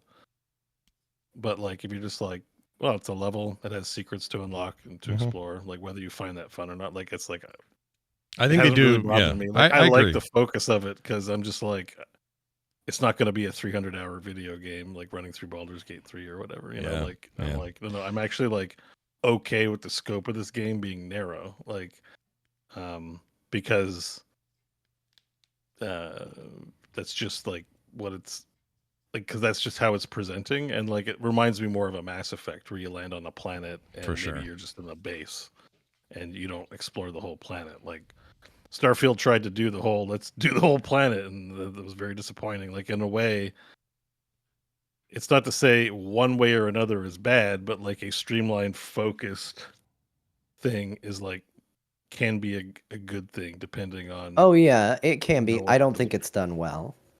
Okay. Yeah. I mean, all not all the time. Like again, out in the wilds, I've enjoyed it a lot. But I think the cities feel completely artificial to me. And in my opinion, you know, this is a role playing game. I should be getting in and enjoying the world and the fantasy. And if I instead feel like I'm playing, you know, like Gauntlet or something, some like old arcade game where I'm just being streamlined through an area and told, no, this is a city because look at that painting back there. It looks like a city, right? That really breaks what I'm The doing. levels are just basically like Zelda levels. Like, oh, here's a gate. Now I got to figure out the puzzle to open the gate. Kind of, yeah. Like, no. Yeah. But like, if it was in Zelda, I probably wouldn't mind. But I'm the least amount of open world enjoyer, so like, I'm probably more predisposed to liking the focused. Just please put me where it's relevant. Thank you.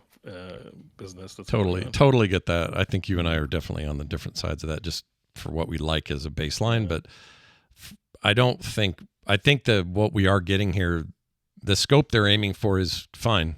It's not like I don't feel like I'm seeing the most ingenious levels ever made, but I don't feel like I'm traipsing through trash. I think it gets me from where I want to go and what I want to do, and it looks actually. really I find pretty. when I play the game, I'm like, I wish there was more trash. Like, I like the combat so much. I'm just like, sometimes, like you were saying, I just can't go out and kill sheep. Sometimes I'm like, I'm trying to look for action because I'm in a phase of the game where it's just telling you to do an errand, to do some story, and I'm like, yeah, I just want to get to the fighting.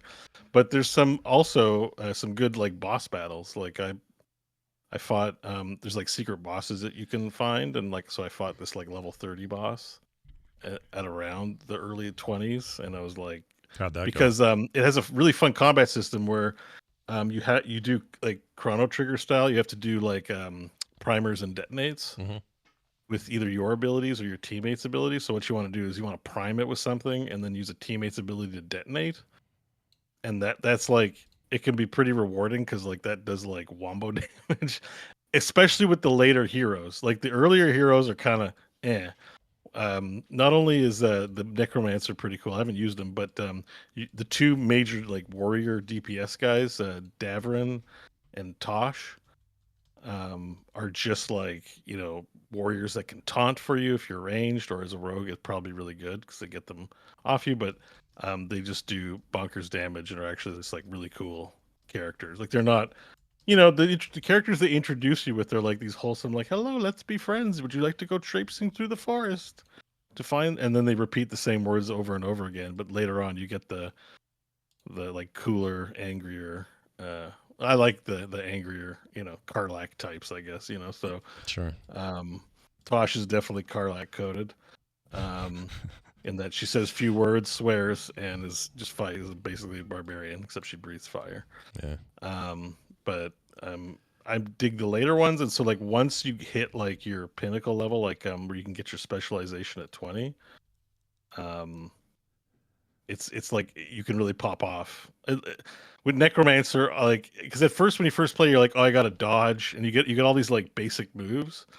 But now I just like, I shoot Frost Nova, Necro. I put Necro bullshit all over the floor, and then I have an ability that just refills my mana. I just gotta channel a little bit. It's not quite like a life tap because it doesn't cost you life, but like I'll channel. And then you use your ultimate, and I can drain life from everybody and raise a bunch of ghosts and stuff. So the boss battle challenges, like I can wipe out easy monsters now pretty effectively with the primer and detonates. But the boss battles are like these, like I'm playing on the hardest difficulty, and the boss battles are actually pretty challenging. And it's a bit of an endurance fest, but not too long. But if you're not using your primer detonates, it would take a long time because auto attacks do like nothing, at least for my build. I have to cast like wombo spells. I don't know. I just like, that whole part when you're in an RPG and you're like, I'm looking forward to the next skill point I can put in because I'm going to get, or 2 skill points, I'll get like an ability that I can kind of use. I'm having fun with that side of things. It's keeping me hooked. Yeah. I think the skill tree is good Yeah, because I I like have been excited to put points in my skill tree. Yeah. And for how many skill points and things on there are, that's not easy to do. So I actually think the skill trees are really, really good. First impression of skill tree is a little Path of Exile, but it's not nearly that complex, and it's fun to just go in there and go, all right. What I like about it is, all these branching paths that these skill trees do now, they're no longer just kind of a column. All these games do it. I like that on that skill tree, I'm like, I know the direction I want to go for the cool thing I want to do. And it's fun to make decisions on the branches that still lead me to where I want to be, but it's also gives me these little notches of difference. And also respecking is very easy in the game, so I like that. I Yeah. respect that. You're respecting, so that's cool. The only thing is I have FOMO about not playing the other classes, which you can't respec. I definitely have that because I was like, I'm always a mage. What am I doing?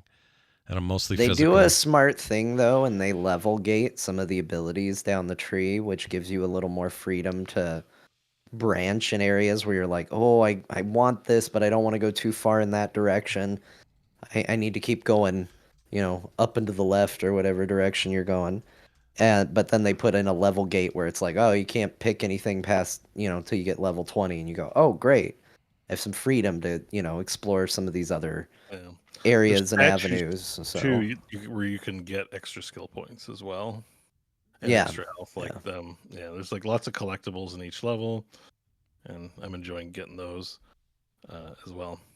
Yeah. Again, it's weird because it's like all the stuff that normally would feel like filler in a BioWare game, like the puzzles, combat, the skill tree, all that stuff is the stuff that's really landing for me and getting me to log back in. And the stuff that like carried me through Mass Effect and early Dragon Age games, which is the companions, the story, Yeah, I would say that's the true, stuff though. that's not holding me.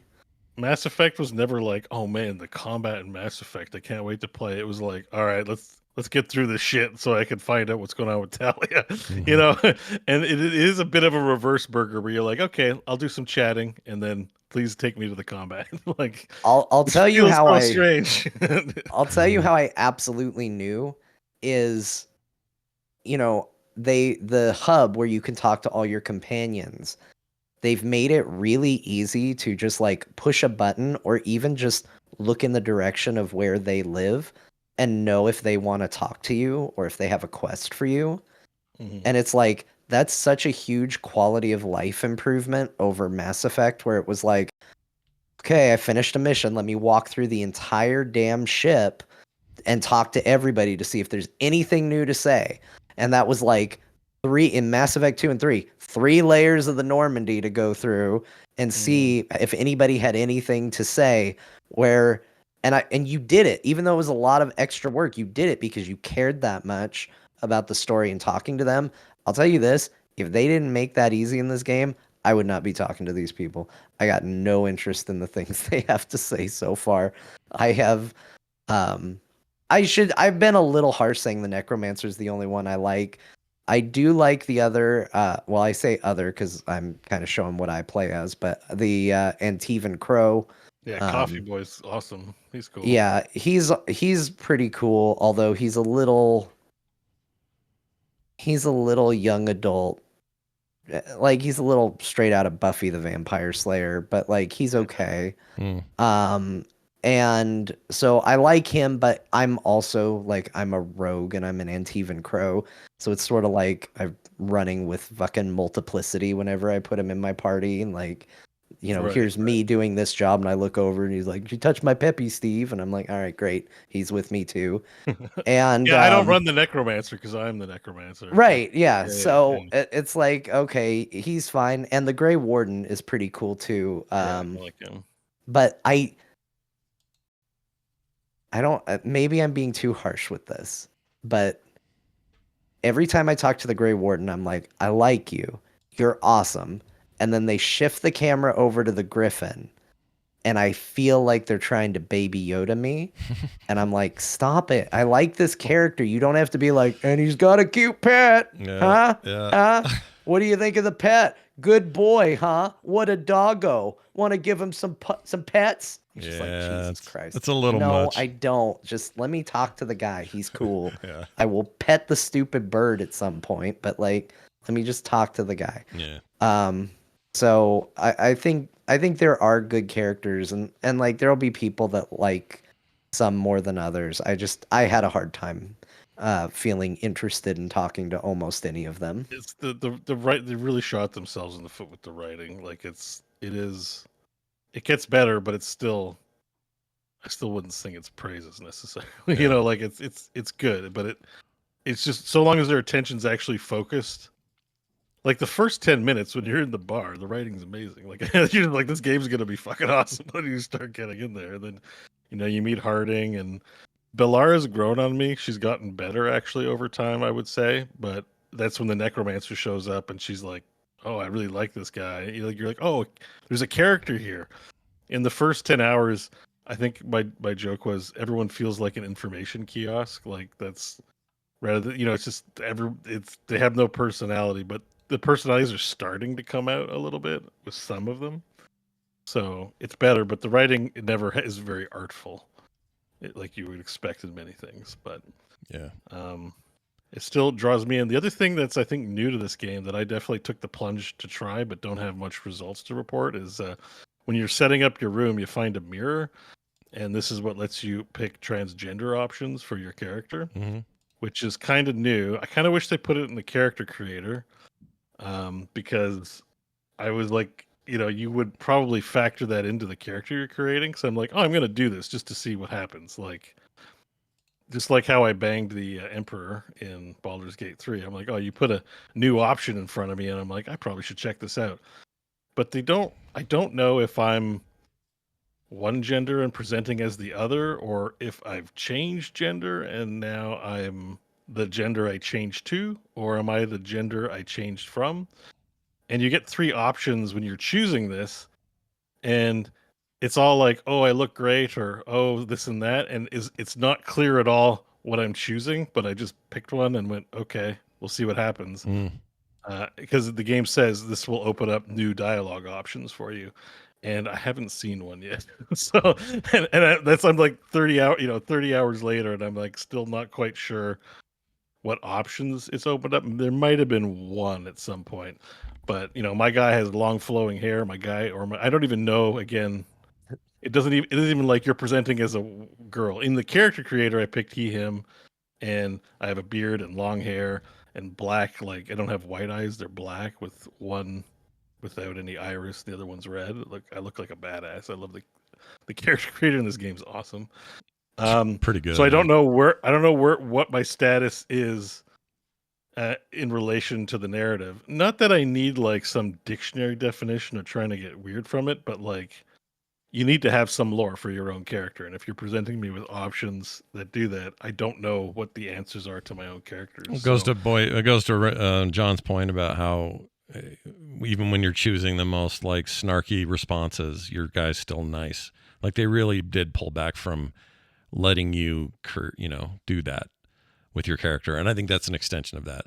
Also, I was going to say about that. I was going to say that can't remember now. Oh, I do appreciate that. Actually, any game has options for me to go change everything. If I want, I'm like, I don't like the horns anymore. His forehead's stupid looking or whatever. I love that I can go just change all that. Anytime it's got the full transmog and character creator anytime. I like that. Think should just be standard. That should be every game like this. Like if you don't do that, no one what wants are we to doing? Start a game over again just because you're like, my eyebrows are glowing and I need to fix them. Yeah, this should be perfect for John, because John, you'll spend hours in a character creator and then throw it all away and start over because you. I did, you guys. I did. I happily got to my character after only 4 restarts.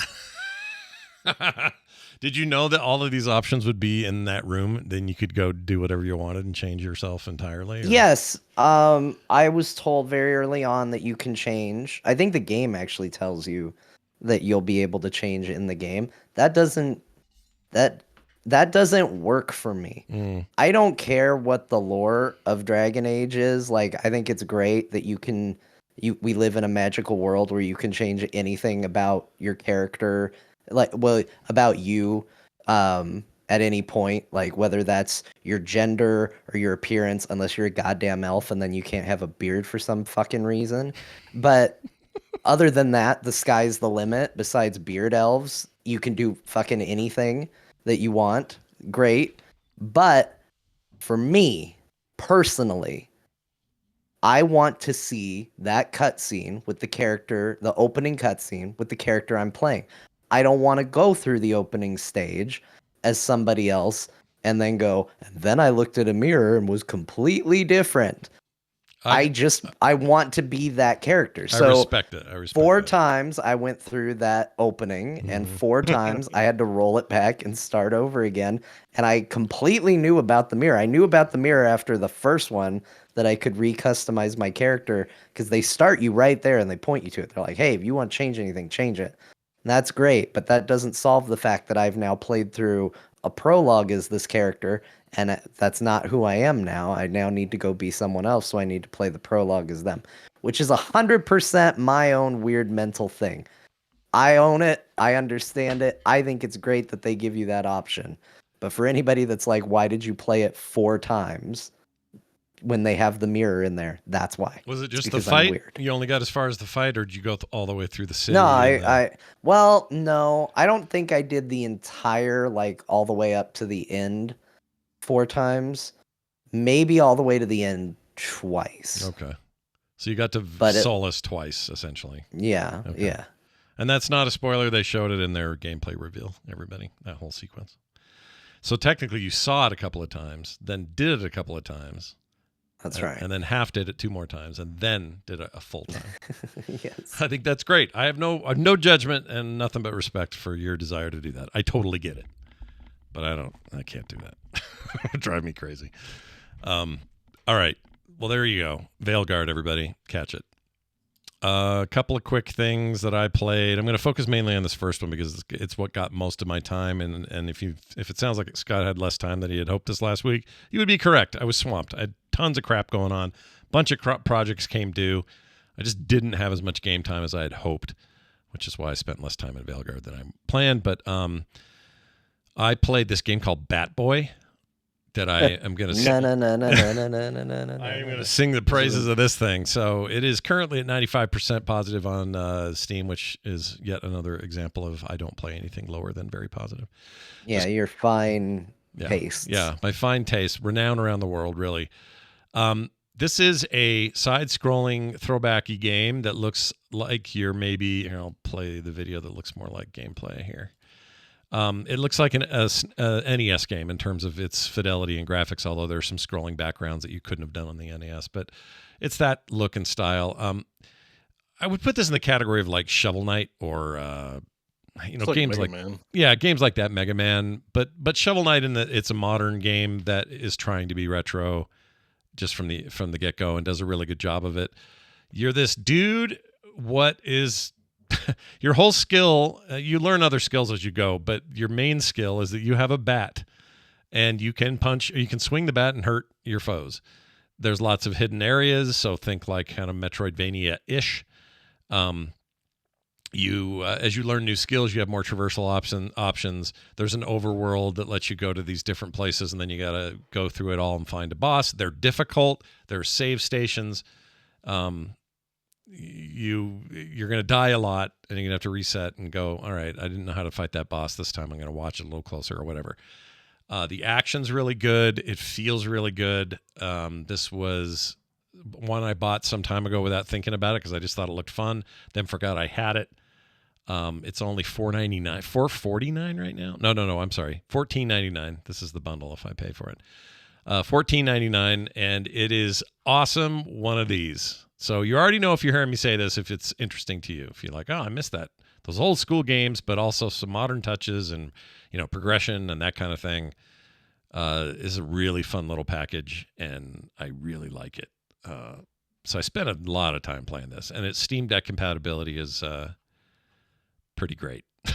Like, just works as you should expect for a game like this, I suppose. Anyway, called Bat Boy, currently on Steam. I absolutely love this game so far. Very fun. Very different than Veilguard. I'll put it that way. A little bit. A lot different than you'd think, but lots of cool stuff in it. I don't even know what to compare it to best. Probably Mega Man, but I don't know. It looks like a hybrid of different things, but yeah, it has that get other people's abilities thing while having your own baseline. Where's its ability. inspiration on its sleeve? Very much so. There's also outfits and stuff, so that's kind of cool. So you can skin up your dude in different ways. I also played another game that somebody had said, Scott, you better grab this while it's on sale. I did. It's back up to its $20, but for a hot minute, it was down to $4 something. and I got it while it was on sale. It is back up to its old price, so whatever you want to do, you got to do. But this thing, another in the 90s game, also set in the 90s, set in the year 1996, and it's a first-person pick-your-own-adventure style game. It's hard to explain what this game is. So it's set in this 1996 kind of vibe world. You're trying to get to what it seems like Canada, but the map's not familiar. I don't know where you're heading. You're heading north, and you're getting there through taxis, hitchhiking, walking in some cases, and you never know. So I'm trying to think of an old equivalent of this. Maybe the Oregon Trail's a good example, because when you get to these areas, the story's always going to be different, and what you choose for your dialogue options will determine a lot of how the story's going to go. And you might get to a town and have to deal with some guys that are trying to rob the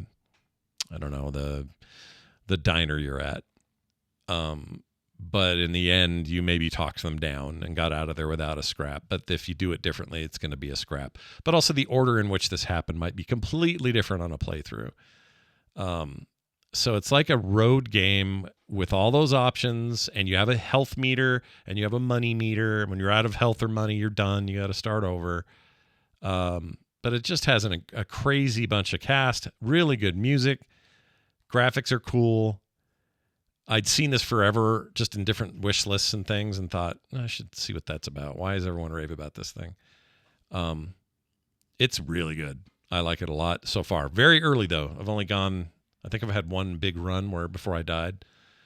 It's also set in like kind of Route 66 style, like, big open road kind of vibe. There's some deserts, John. That may be a problem on your end. I don't know, but it depends. Like this is compelling looking, I think. Yeah, it's cool. I like the idea of a story that takes place on a stretch of road. Like this is. I don't know if I'd like this, but this seems up my alley in that regard. I bet you'd like it. My vibe after playing it for a bunch of time was that John would really like Road 96. That was a vibe I got. I could be wrong, but I'll bet you end up liking it. And I wish I would have known more about it before that sale, because $4 is nothing. I'd have bought it for you guys and all my other friends. It's so cheap. It's back up to 20. I still think it's worth it at 20, but I'm glad they put it on sale. I wouldn't have discovered it, so it felt really good to find something like this. Felt like a real find for me. So more time in that, probably on deck, because that's where I, just have time to pull it out before bed or whatever and play. And the same thing happened with a little game called Dead Estate. Been looking for a good dual stick sort of roguelike kind of game. And this is another overwhelmingly positive 97%. It is, let's see, this is also $15. I want to say this may have also been on sale. I hadn't heard of it before, but Dead Estate is basically one of these games where you got your two sticks and you shoot shit in rooms, and you do better next time because you unlock some stuff and you go try it again, and everything's different every time, and it's all kind of procedurally generated, some bullet hell mixed with some just good old-fashioned dual stickery business going on. And it all happens in this kind of haunted house, which is the Dead Estate. And it reminds me of like Resident Evil, but kind of a parody of that.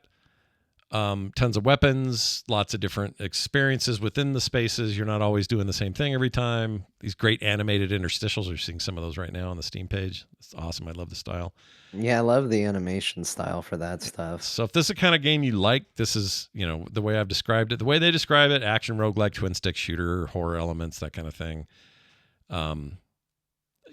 Think Hades, but not quite Hades. Like the traversal's not like Hades, but there's a lot of like go from room to levels room. just look like very small. Is that right? Yeah, so you're like in a room.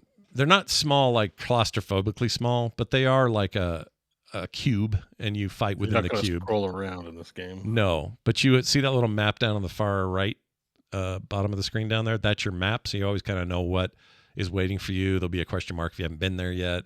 If you've already been there might be a teleporter or a whatever. Or there might be a little. Like this witch they just showed, you talk to her and she gives you some ability while you're in there. They all kind of equate to the way you're used to with roguelikes and games like this, but it's hard to compare it to anything because it feels sort of unique in the space which is what all the reviews said too. So I thought, you know what, let's give this a shot. Came out in 2021. I'd never heard of it. Grabbed it. Is super fun. Either. Yeah, I like it a lot. Dead Estate, available on Steam, is the name of that game. And then a bunch of usuals, playing a lot of WoW, raiding with Bo. Been playing Beaver Game whenever I get a chance. I had a meeting. Yeah, Timberborn's awesome. Timberborn's amazing. I only call it Beaver Game because it feels like something we would do here on the show, but Timberborn. Yeah, Beaver Game. That sounds good to me. Yeah. Timberborn's amazing. It's the only Beaver game. I don't think there's any other Beaver games. And then we just real quick note on WoW when we were doing the Palace the other day, and this last Friday, I guess. It's almost been a week. And did we pound our head against that stupid worm lady. And that final run, dude. Like we got within. Oh yeah, we had a we had a pull where we got the boss down to like 4% or something like that, and it was a little disheartening. And it was our last pull. It was so, but it was a reminder of how things go when you do this. I feel pretty good about our chances Friday, so I'm looking forward to that. And that's what I played this week. John, what'd you get up to? Even though you were sick all week and had kind of a rough one.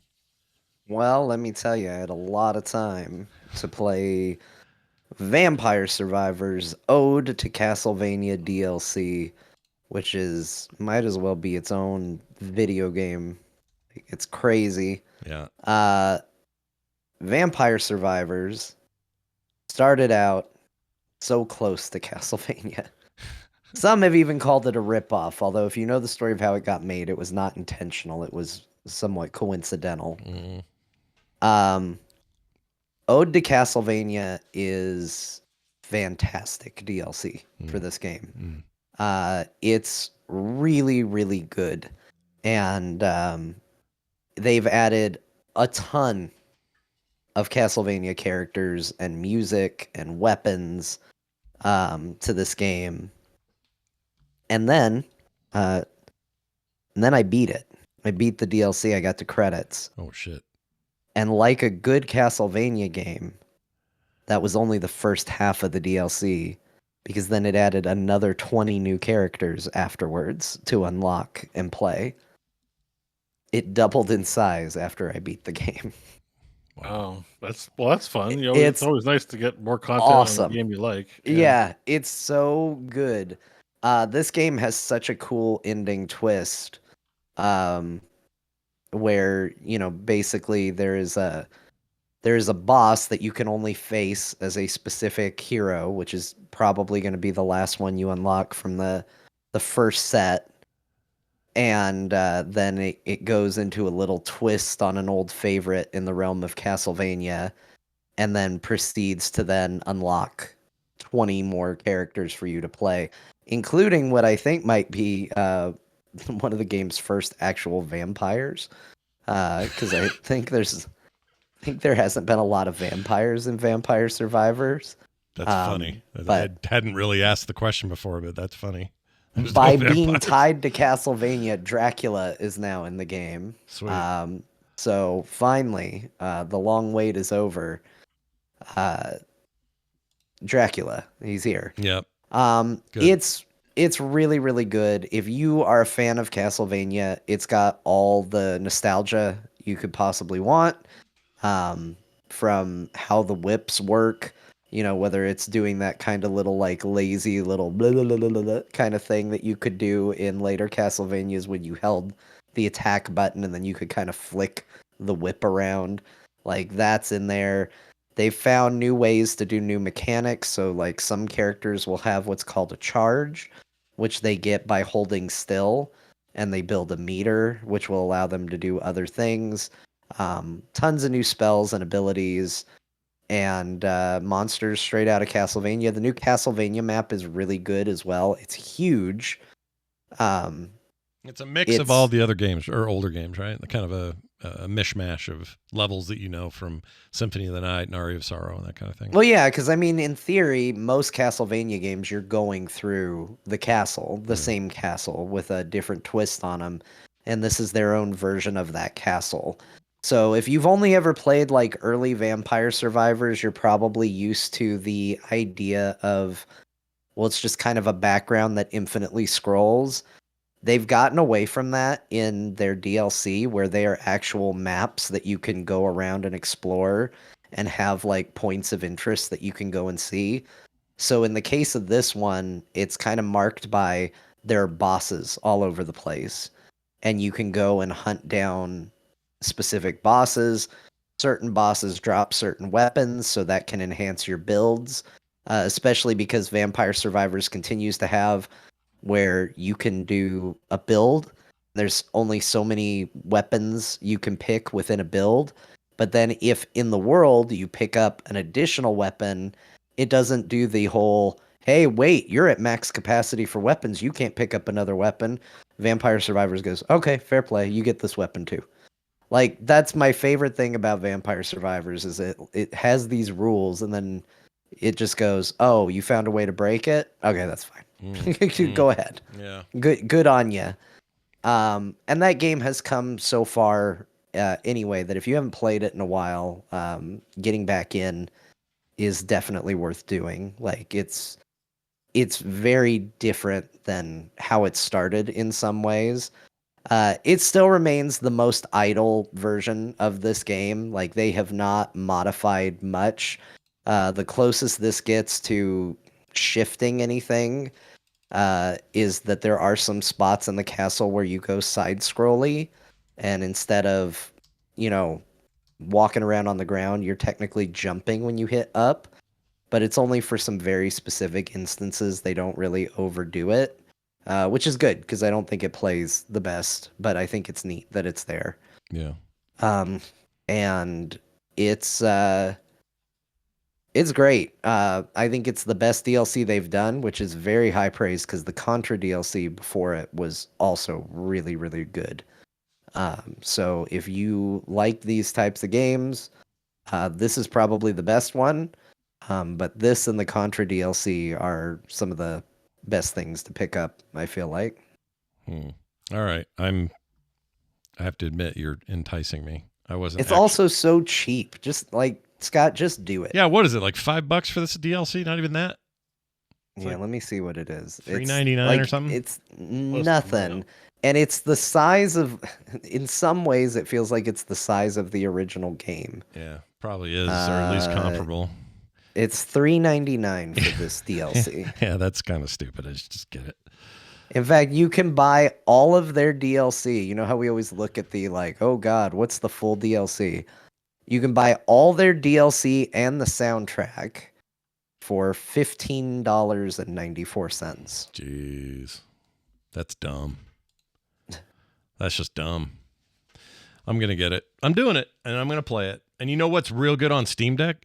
Vampire Survivors. Yeah. Because you don't Holy need shit. buttons or anything. You just move. Just move around with that stick, Just baby. move. All right, nicely It's done. so good. This is the best, nothing money I've ever spent. So It's embarrassing. DLC of the year for John.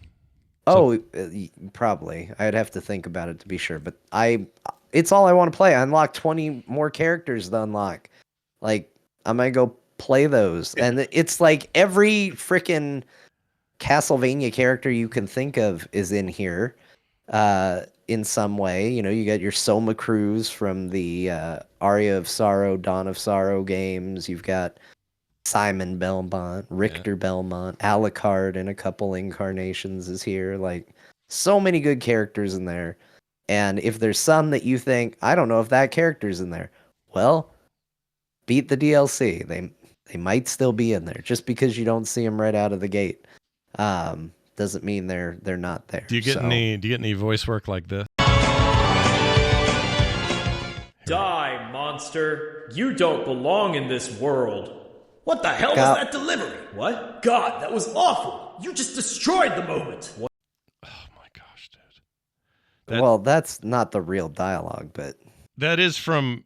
Oh, isn't it? That's Castlevania. No, that's a parody. Is it? Talking about the performance right in the. Yeah. Hold on. Here you go. Okay. Die, monster. You don't belong in this world. It was not by my hand that I'm once again given flesh. It's so you can see my confusion. They're both shit. Like, that is shit. Scott, what if I told you That exact scene is in this. I'm buying the DLC with a twist. I'm getting it. I love that stuff. I love cheesy, shitty dialogue. It's my favorite thing, unless it's a Dragon Age game. But old games like this, I love it. I adore it. I want it, unironically and ironically at the same time. So that's good to hear. I just bought that. I'm buying that DLC. That did it. Yeah, nice it's job. good. It's a love letter to Castlevania, and I think it's a fantastic one at that. Excellent. Let's dive into Bo's world. Bo, WoW, Timberborn. I got nothing much to report. I played lots of Dragon Age. I played WoW with you. We raided. Yep. I watched a bunch of movies and TV. I played some Timberborn, and then finally launched Dragon Age, and that's all I've been doing. Yeah. I've been enjoying it. Timberborn. Love it. The one thing I will say is just like probably a sneak preview, I guess, for next week. But our number one game buying troublemaker, Shatterproof, which I just want to shout out because thank him. He bought me. Today is Metro Awakening VR. Ooh, dude! And I just noticed it a minute ago. I got a little thing on my Steam library, and I'm like, I was actually kind of contemplating not playing Metro. Yeah, but now you are. Because it looks scary as shit. I watched some reviews and went, I don't know. And two, it has spider-like creatures that crawl on you and including on your face. And I'm like, and I was like, maybe I gotta skip this one. Not now, though. Well, now I own it, and maybe I should probably try it. But I'll be honest, I'm a bit nervous about playing it. Yeah. No, I want to see you play it, so you have to stream that. And because they didn't. I was watching. So there's this YouTube creator Beardo Benjo, who's a pretty big VR creator, and he said it's like actually just scary as shit. Like I bet it is. Like there's lots of scary games for VR, but they actually just kind of like went nuts making it scary. And I'm just like, well, I don't know about that. Yeah. But well, now I'll probably be playing it by this time next week. So, but I don't have anything else to report in terms of games I played. All right. Well, I'm looking forward to seeing you play that. I think the Metro games without VR are scary, so there's no way in hell I'm doing that. Yeah, they're already pretty rough, but VR is another world. But apparently it's reviewing pretty well. So, well, Shatterproof also just tossed me a copy of that Sonic game, so now I have no excuse either. Look at that! I'm playing that today. I hope you can afford this habit. That's all I gotta say. Because like when people buy shit and I'm like, play 2 minutes of it, I always feel bad. Yeah. So, easy. Please. Yeah, I'm gonna play please way make more. Sure you're using extra disposable income. It's not worth it just to get your name shouted out on the show. He's very nice, and he's yourself. Having talked to him a bunch offline, he just is a sweet guy who loves the show and wants to give back, and it's just the nicest. He's the nicest guy I've ever met. So thank you, Shatterproof, once again, proving that you are shatter resistant at the very least, or proof in some cases. All right, we're now going to dive directly into what's left here. Oh, we got this. That's a good question. All right, so couple of quick things. We got a call. This is about bookstores. Remember that whole thing about bookstores and the Japanese word for everybody has to poo when they go there and all that? Yep. Remember that whole conversation? This has bled into like 4 other shows, by the way. It keeps coming up for some reason. Oh, really? Yeah. It's the big crossover topic. It's the crossover topic none of us saw coming, and I got a call about it. If I can find it. Here it is right here. Okay, something weird happened. I'm just called, and something weird happened with the line. But anyway, this is for Core. When I was in middle school, my parents used to take me and my 2 brothers to a Barnes & Noble and sometimes drop us off there. It's just a way like, go read a book while they would go do some grocery shopping or something like that. And I'm going to say within 10 to 15 minutes, all 3 of us would have to poop. So if we're any case study for the myth, I think it's confirmed. All right, bye. All right, Mark Spagnolo, also, just a quick note, he listens to the show. He texted me and said, Nicole does this. It's a retail thing, not just books, but you take her to a bookstore, you take her to a TJ Maxx, take her wherever, she got to go within like minutes. So there's something to this. I don't know what it is, and it doesn't work on me. I can spend all day in a Barnes & Noble and never have to go. But apparently it is at least some empirical evidence out there that I mean, I'm generally a public washroom avoider as much as possible. Same. I am too. Yeah. So the fact that I've had to use it multiple times in a bookstore is how I know that this is real. It seems real. Yeah. I'm a skeptic. For me, but... I don't think it's like obviously not a universal. If you go into a bookstore, you will have to poop. Yeah. But certainly seems to impact certain people. It's a very odd phenomenon, and I'm willing to believe in it now because we have enough of you saying this, including John, that I think it's probably got something to it. I think I'm just so damn retentive when I'm in the place. There's just like I would really have to be in some trouble to use a public bathroom if I can help it. I never do. But that being said, I went to what was it? Mexican place called La Hacienda, which is the house. And I had food there. I was with a friend, and I had to go. So I went in there to go, and sure enough, total massacre in there. Somebody had wrecked the place. Massacre. So I was like, damn it. I don't want to go here. But I did. I went there.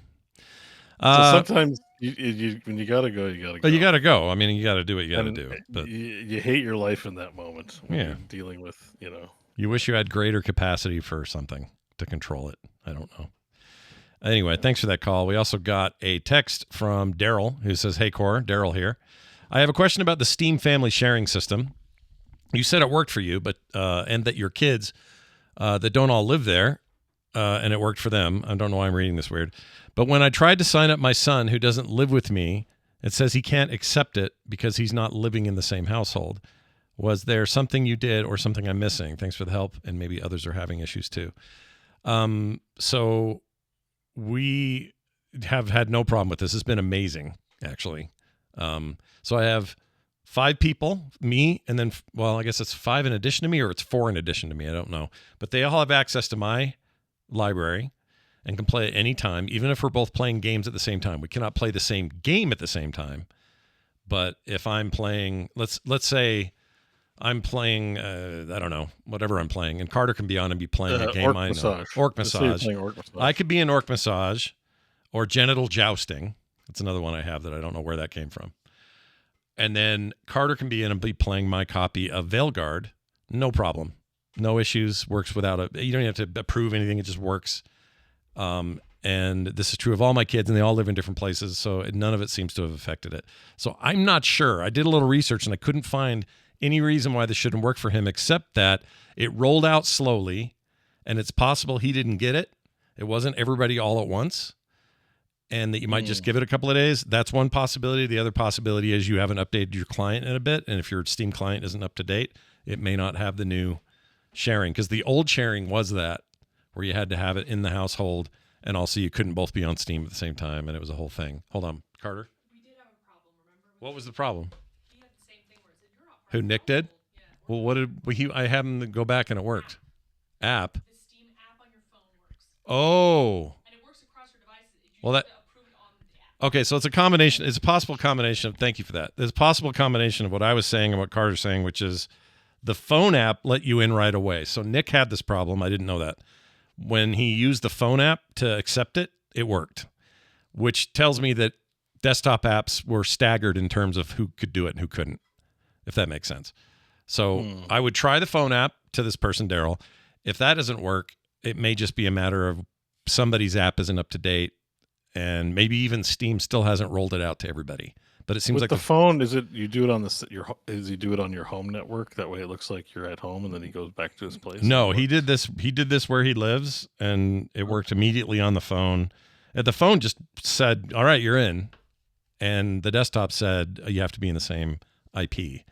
That's the old way, though. So I just think there was an update rollout thing. They rolled it out to phones first. Okay, something like that is my guess. So good luck with it. I hope it works for you, because it's been amazing here. We love it. And it's immediate that they get access to my library, which you think would be the point.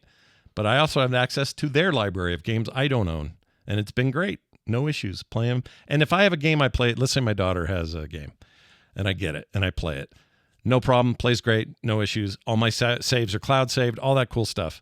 If down the road I get that game on sale, I just have it too, and all my saves, all my cloud syncs. Like it's a really cool way they're doing it. I actually really like it. It's very generous. In the world of digital sharing, I think the Steam thing is the most generous thing I've seen, period. Like I think has this or is the rest of the industry aware of this feature yet? It feels like I think they'll be slow to do it the if they ever do. corpos would have a conniption fit over Yeah. their games being shared. You know what I mean? Like it's pretty wild. I mean, they have it locked down because essentially Steam is a form of DRM at its core. No, but the ideal outcome would be like everyone in your household must have a copy of the game in order to play it. Like the idea, they're that intense about like the shit they try to pull with their. Well, weirdly, you have Apple and Google to thank for this because both Apple and Android already do this and have since the beginning of the app stores.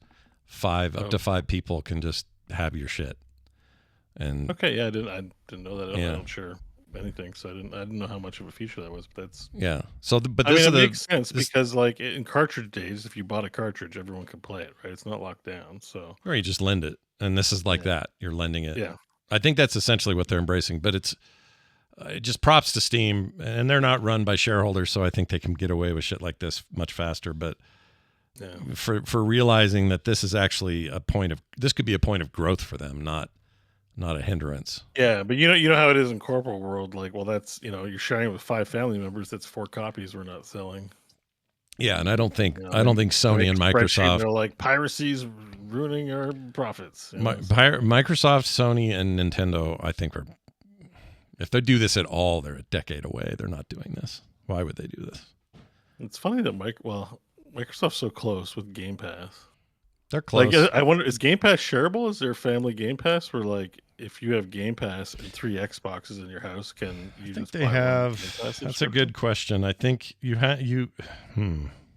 I know that I can have it on 2 Xboxes and a PC because I do. But you have to be logged in on your account. Right. For my stuff. Now you can log in as a guest. Generally, I don't know. But the fact that this works outside of a household is pretty great.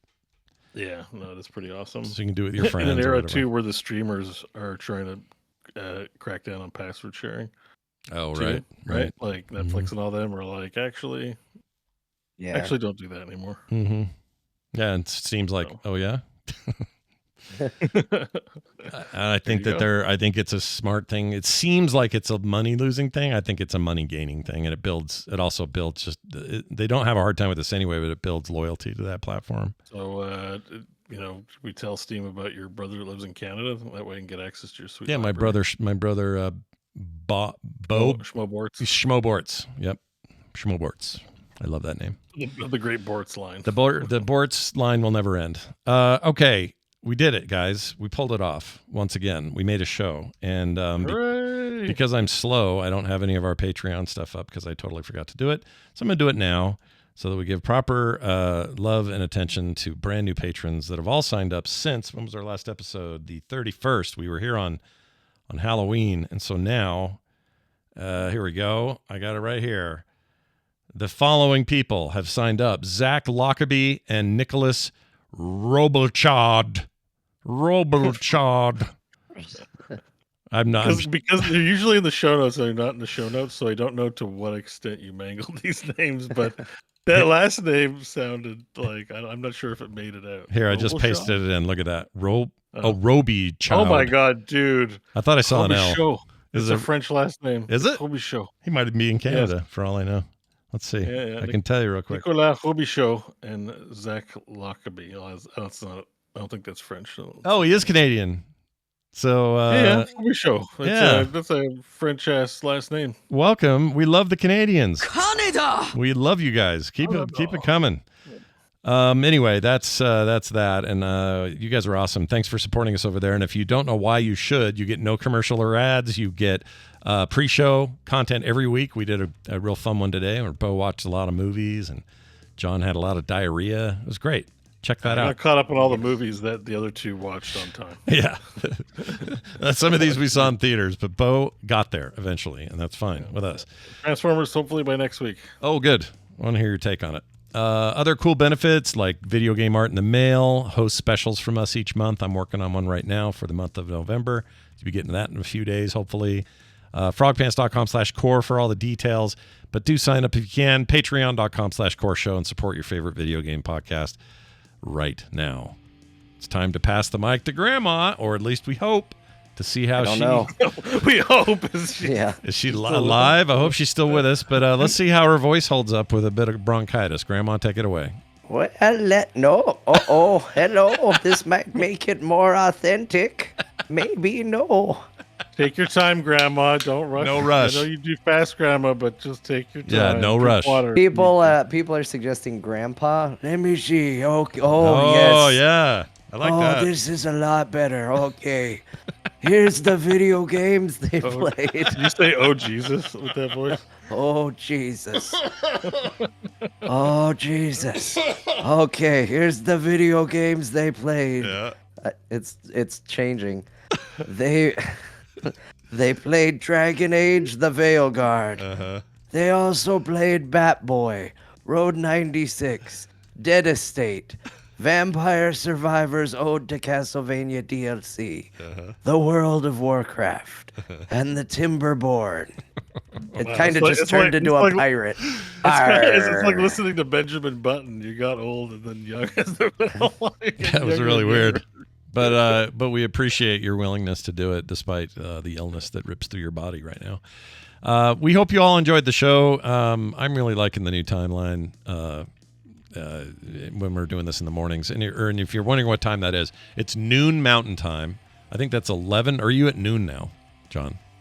It's noon for me now. Okay. Because the world changed. The world changed, and John's time zone did not. Because that's how we're. John's in the only place in the world where the time is correct. That is correct. So because my time didn't change, when I show up did change. Gotcha. Oh yeah, that's right. Because you have to shift. Yeah, I hate that for you. Well, anyway, here we are doing it, and we're liking it. If you want to be here live, check out the schedule, frogpants.com/schedule, and it'll tell you when we record live, which right now is on Thursdays at 12 noon Mountain Time. Here you go. That's going to do it for us. Go play some games. Have some fun this week. We'll see you next time.